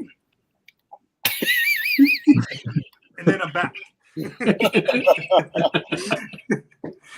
hilarious. Gary Bowman. Been singing a while. that. I like a gal with a pulse. Yeah. How tall is the rest of the panel? All right, Grooms, you go. I am 6 foot even. That's it. I'm 5'11". Yeah, 5'11". Nice. So we're like in the upper average here, right? I like Yeah, that. yeah. 5'11" to 6 foot, 6'1". Yeah, and I'm 205 for everyone else that wanted to know. Oh that. God, you can't count everything. We have to go. We don't need weight and measurements now. Like, come on. Yeah. No, Walrus, that's how much I weigh. seagull. That's all I'm saying about my weight right there. Walrus seagull. That's it. That's all you need to know. Yeah, Chad is our official Bearded Regard model. So if you would like any professional pictures done, please reach out to me. I will be happy to schedule something. Put you in touch with Chad. I do take a 30% cut. 30%. Yeah. However, I make sure that deal is locked down. You know. You gotta get a new agent to go in. That's a huge cut, 30%. Yeah, no. I feel like Scarface right now. He's 25 a key, man. What are you talking about? Okay, I'm telling you right now. You get 30%. What's wrong with you? Beanie 5'8". Beanie to me 5'8" right now is like, and I'm not trying to make you feel good, Nick. It's like low average. I think 5'8" is low average. 40 years ago, Beanie, you would have been living large. All right, would have been good. So we missed the vasectomy story. Oh man. Oh, that's right. I heard you guys talking about that. Yeah. Oh He yeah. has to tell that on a live. It is so funny. Yeah. Do Man, it this week. I tell you Another what. reason to watch you guys. Do it this week. I tell you what. Watching him stand up and walk away during the middle of a live was priceless. It is forever ingrained in my brain as that image of him walking away. Well, it's like when we were talking afterwards, the live with me, he's like, yeah, sorry I didn't get in there. I just got a vasectomy today. And I'm like, yeah, man, like you're a trooper. You're doing a live after getting your nuts snipped. Like, holy crap, man. Like, I would have been like, Do it. I'm out. I'm Yeah. not doing it. My But balls- think about it. Now It's just right. balls It's are right. cool I don't know down. what happens. We wonder if dust is going to come out or if it's just nothing, if it's complete blanks. We're not sure. But however, he can play at any time he wants now. It's an open field. Yeah. I have heard horror stories about that procedure, and I just me too. would never do it. I am lucky that when our twins came, my wife is all busted open for the cesarean, and she's like, slip a knot in there, fellas, and she took a huge one for the team on that one because there was no way no one is touching my balls unless it's I gotta think that they've gotten better at it, and it comes out normal, no pain, and he got tested. I'm guessing he's certified blank shooter. That's amazing. Atta boy. We're thinking about making him a plaque. No. You gotta get him a woodworking, coin. Walt. Woodworking. You gotta get him a coin with a little freaking know, sperm That's on it. I tell you what, with our affiliate money, that's the first thing we're going to. That's what we gotta We're do. gonna use our money wisely, Yeah, a sperm coin. Do a revolver with like a tired dead sperm dripping out of the knot. Oh, motherfucker. Yeah. There you go. Look Oh, at man, Groove that's getting funny. uncomfortable again. He's like, No, I you know just why I gotta. have no hair? It's from these lives. It's like, oh my That's so god, you funny. guys talking about that? Stop! It's JG, we're going a little late here, and you're looking a little tired. You good? no, it's Yeah. all right. It's all right. It's cool. It's cool. Okay, we're gonna call cut time at 11:30 at the Okay. latest. Either of you guys have to bail. I can detect my partner is feeling it. He's got to get up with the kids in the morning and do the Okay. COVID schooling. Well, all this uncomfortable talk, it just wears them out really fast. I'm not uncomfortable. No, I I just don't got think to. anything rattled Johnny. I got a DM on a business thing that I'm trying to start up, and so it's all right. No, I'm just giving you a hard time. Man. Johnny, you need to bail, brother. No. Okay, all right, It's late. I'm not doing anything tonight. awesome. No, Oh, this man. has been awesome, man. I had a bunch of laughs. This was great. Yeah, Good. It's the name of the show, right? that's the goal. That's the goal of the show. I always said, like, when people come on the show, I want them to feel better, leaving than they did when they came in. Man, Yeah. my So, cheeks mission are accomplished. hurting. Yeah. They're hurting from smiling so much. the same thing even last week when we had Aztec Beard. He said the same thing. Like, my face hurts. I'm smiling so much, and I'm like, that's what I want. That's like, Yeah. It's just having fun, and this is why I got involved in the regard, is to be able to hang out with guys on live streams and chats and just shoot the shit. COVID hasn't been friendly, to anybody. I think as far as when it comes to socializing with people. Right. You know, and I don't know. It's cool to be able to hang out and talk shit and joke around, and I don't know. I'm looking forward to Saturday too. It's gonna be fun. Yeah. It's to me, it's always like, I mean, thankfully Johnny and I know each other because I don't know what he did the first time I walked the plank there, but going back to that candor thing, if I think it, I want to be able to say it. You know what I mean? So we've at no time ever said that this is a family show. There are streams out there that are family shows. More power to them. Yeah. We've always tried to be the adult show because we don't want there to be any parameters. And it's fun. I think it's great to be able to have that choice, you know, to be able to go, oh, okay, I want to maybe more blue raucous raunchy thing. I'm going to go to the therapy crew. And if I just want a wholesome kind of, you know, beard experience, I'm going to go to bluegrass bearded, you know, or dancey. And the fact that we have enough content out there of this variety that people can actually make that choice, I think is outstanding. You know, I think is really, really cool. Definitely. And it's good to have that variety so people can choose which one's right for them, or like 5 that they like. Yeah. One of the perks of being around 11:30 at night too is, you know, we can joke around and talk about, you know, whatever, twerking women or whatever, you know, get to see Casey's reaction, which is always golden, and you know, it's just a lot of fun. Well, that's why I was almost late, because the time just changed, and it was 6:30 here. Like it's only 9 o'clock right now where I'm at. Oh, okay. Yeah. That's why, like, I don't care that people know it, but I was like, when's it starting? And they're like 2 minutes. I'm like, oh shit. I just got in from Wayne, going out for wings with the girlfriend. Like, I thought I had until like 9:30, so I had to set everything up. And yeah.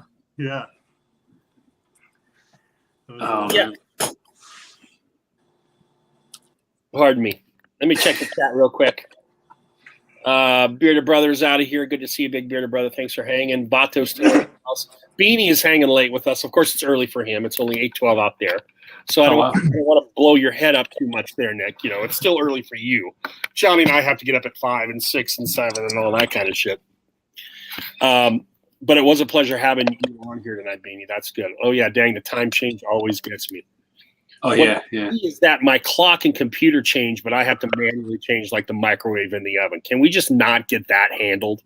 You know, because I'm just to do the same thing with even my my ADT system is off. I have to call them and tell them, like, you know, we need to fix that clock because it's off. And my kid looks at that and he uses it as an argument. Like, I tell him, like, you got 10 minutes till school starts, you know, and he'll look at the clock and he'll say, no, that says different. And I'm like, it's not the right time, man. You know, it's not the right time, you know? Yeah, but he's got to push it, right? Of course. And he's smart too. So like, he really he goes by the minute, you know, he'll go by the, But then he watches you drown people in Red Dead and is like, whoa, maybe I should get on that. He doesn't watch me. My kid doesn't watch me. He doesn't. He doesn't think anything I do is entertaining. He doesn't watch me at all. He tells me my stuff is boring. Yeah, Johnny is. He's only 6 years old, though. You know, He's going after a wanted person. It's this lady. He wants to get her in, tie her up, and put her on the back of his horse, and he's riding. And then at first she keeps on falling off. So then what he does is he runs after her and he's like tackles her to the ground and like hits her and then puts her back up. Then eventually starts riding again. He starts realizing eventually that he can punch the lady while he's riding a horse, and punching the lady in the head. And I'm like, this is gold, you know. And I'm watching this at like 4 o'clock on like a Thursday when I'm like working. I'm like, this is amazing, you know. I like how Johnny likes to do that, but if Joe talks about a walrus and a bird, it's a no-go. It's absolute disgust. No. It wasn't disgust. It was like, you know, I was trying not to mentally picture that. That's what your it is. Soul left your body for 5 seconds and then came back. I didn't want to see that. That's not an image I wanted to see in my head, you know. Barbados Joe has the best imagery. I believe it was James Fishing who mentioned something along the lines of a cock push-up. And then Barbados Joe goes on to say it's like a kickstand on an aircraft carrier. You got to be real, man. I would love to have a 10-inch dick, but I don't have one. You know, and I have a fat body, so that's what it would be like, a kickstand on an aircraft carrier. Literal tears coming down my face from that. I was dying. Oh man, so funny. Hey Nick, are you talking about us? I would love to be on again. You two are a ton of fun. That's awesome, brother. We'll have you on there, or maybe us on. I'm pretty sure. I'm sure the guys are cool with it. I think we'd like to have you guys on in the regard that we can do this again. And then Saturday we're gonna have Beards on Film. It's gonna be a lot of fun. Looking forward to that. Thank you for mentioning that, Walt. Okay, so whereas we go these last 15 minutes, let's talk about a little shiznit going on. I just gotta get some water. Go ahead, Chad. Way to support your friends there, buddy. He's thirsty. He's damn thirsty. He's got to keep that beard looking healthy, you know. Dan C says drink all that water. Yeah, gallon a day. Gallon a day. Keeps the frizzles away, I guess. On Beards on Film, we were doing an audience appreciation week. Unfortunately, for various personal reasons, and hey, reality is a reality, you know. Guys accepted 6 weeks ago, and then it happened. And so Walt is the only one that's going to be able to make it. Walt and I were partners. So what's going to happen is Eric and Joe are going to do the same films that their partners were going to do, only they're going to present them. Walt's going to present his films, and I'm going to kind of ride in his hip pocket and let Walt do his thing and just hang out and chime in. So that's going to be really cool because we do have a few regulars on Beards on Film, and getting some of these guys on the screen, like Jeff Rice, who just stepped out. I know he wanted to get on the screen. I don't want to say wanted, but I asked him, and he said he would, even though he'd be a little nervous. Getting these guys on the screen that we see in chats, I think, is very important because all it takes is a camera to get on here and a will and a desire to do this, right? Your phone, really, just your phone. Yeah, just your phone. It goes around your phone, yeah.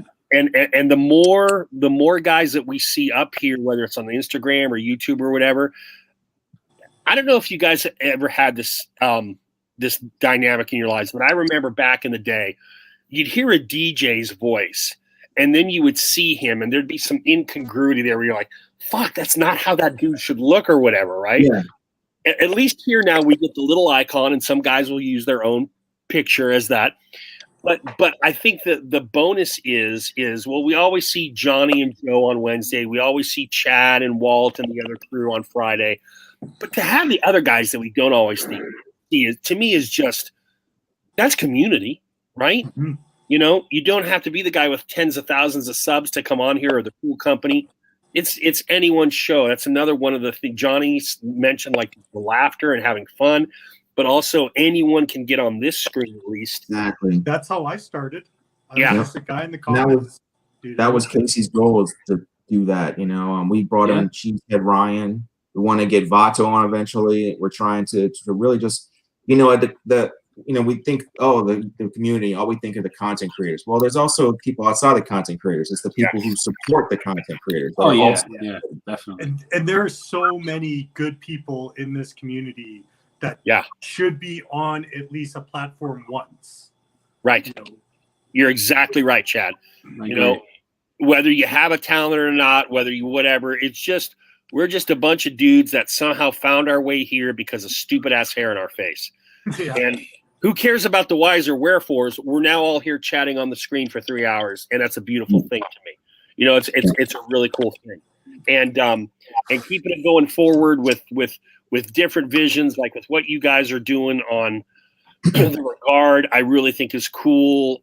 Old heads doing what they do, whether it's Scott or Dan or Matt doesn't really do live so much, but it's just a beautiful hobby. You know, I just think it's a really cool hobby to be a part of, and to do these kinds of things where we get to introduce you. In some cases, you know, it literally happens. Some cases people don't know who the Bearded Regar is. Now they do. Mm-hmm. Now they fucking do, and hopefully you'll see them showing up in your lives because you deserve to have them in their lives. Billy Rogers just reminded me while we're promoting shit. There's a bunch of dumbasses that are going to be on Socially Bearded this weekend. I'm one of them. Dagan, Billy Rogers, McMahon, who is 35 but looks 70, maybe Bearded Maximus and his uncle. We are all going to do the Little Nitro Gummy Bear Challenge. Wow. What is that? Okay, so there's a little fucking gummy bear who, if you look at him closely, might have a penis, might not, but that's not what's important right now. There's a little gummy bear who's built to have 9 million Scoville units of heat. Now, just so you know, Chad, the highest natural pepper has 1 million, and that had to be genetically engineered, right? Yeah, because you were talking about that on that Netflix show. Yes. Yeah, very good, Chad. Chad, you get. I'm a teacher. I'm going to give you bonus points. Very good for a movie. I hear it burn just as much going in as it does burning going out. So, well, I'll worry about that then. But the idea is, you eat the little motherfucker, and then you die immediately, just death. You consume him, and then you have to wait 5 minutes before you can ingest anything else to help the pain. Yeah, because you're dead. You might be. See, I can't handle hot food. Yeah, like, I eat salsa, I like hot. I'm like, oh, what's hot in there? Tomato? Like, this is spicy. Like, so I can't handle spicy food at all.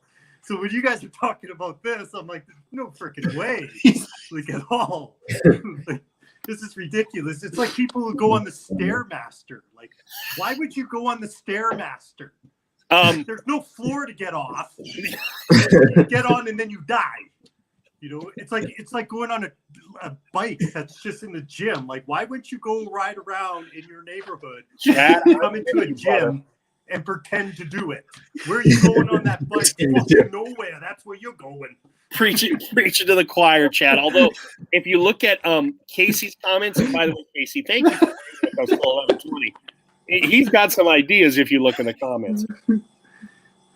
What's funny about this is I always think I'm a heat head, but I've never fucked with 8 and 9 million Scoville units. Yeah. Johnny is not a heat guy, but is a sour guy. I'm not a sour guy, but I'm a heat guy. We had talked about there's the toxic waste. We talked about doing some of these kind of things on therapy and maybe having guests come on here and stuff. I think it's a cool little evolution, fun kind of stunty kind of thing that's just neat. So we're going to give it a shot. We're going to see what the fuck happens on Saturday. I don't know. But that is 6 p.m. Eastern time on McMahon, Socially Bearded's channel. And then, if you got nothing better to do, come join me and Walt and Joe and Sober Chef Eric on Beards on Film on Beard Life Joe's channel. And then after you spend an hour or so with us, you can go to Motivation and Dave. We got your Saturday night on lock, folks. We got Saturday night from 6 o'clock to like 11 o'clock, baby. That's how programming goes nowadays. See, Joe, I don't think you're going to make it to those other shows because you're going to be doing devil shit chips with that hot gummy bear. I'm glad Walt is leading the discussion. I'll say that because I don't know that I'll be recovered by then. I truly don't because I'm an old fuck. What I'm going to do is I'm just going to take the stick of dynamite and shove it down my throat, and hopefully I don't fucking blow up. That's what I'm going to do with this gummy bear. Yeah. I would love to match you, Chad, but I got to be quiet or my wife will fucking castrate my ass. Yeah. Oh man, it's awesome. Look at I don't know. I couldn't do that gummy bear thing. I couldn't do it. Yeah. I have a hard time with Blaze Doritos chips. You ever had Blaze Doritos chips? No. They're so fucking hot. It gives you a warning on the freaking package, blazing chips. I'm not going to eat them. That's the warning in the label. Something I thought we could do here, Johnny, that was brought up in the live when Mick and I were hyping is we could do the Bean Boozled where you get the fucking horrible tasting things mixed in with the good tasting ones. That could be fun because at least that's not hot, right? I would do the 5 spice challenge because they made the Jelly Bellies with the 5 different heat peppers. Okay, yeah, I could probably do that. And I'm going to tell you something, though. They pack some heat into those little jelly beans. Sriracha, I threw away all the sriracha because it just didn't taste good and it wasn't that spicy. But you go jalapeno, cayenne, habanero, and ghost pepper. or Carolina Reaper rather, you would be amazed at the amount of heat they pack in a little jelly bean as well as the sweet. It's actually really kind of cool. Well, I was told that these are the only thing more sour than these is straight citric acid. Yes, that's what she told me. That's the lady at the store told me. So see, again, the warning is on the label: toxic waste. I think I'll put this in my body. It's got slime on it. Chad, this is why I like Canadians, because you rationalize this shit a little bit better than we do. Yeah, and Americans are like, think of the worst crap you can put in your body. Top seller, no problem. See, let's make food so big that there's no way one human being can eat it.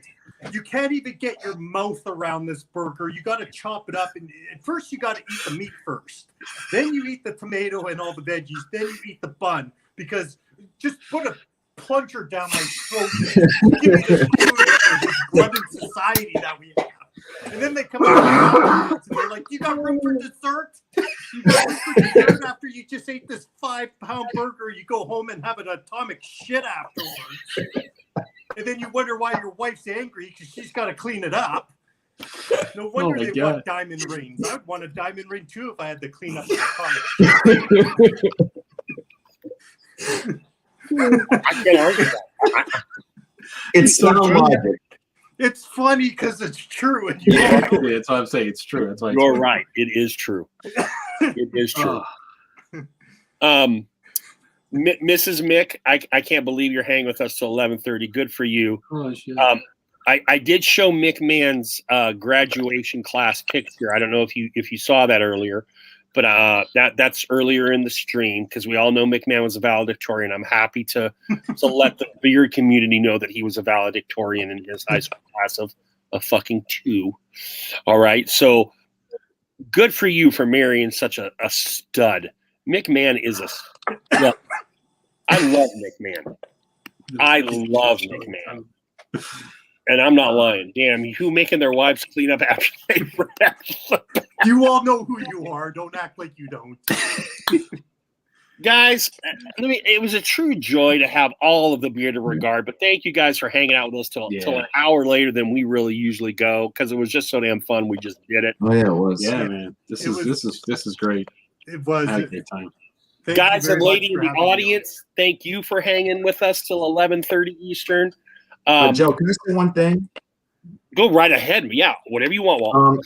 Guys, I just want to say thanks for having on, and and then wise words. A wise man told me once, "You don't dress up a turd, you own it." And that's it. Yeah.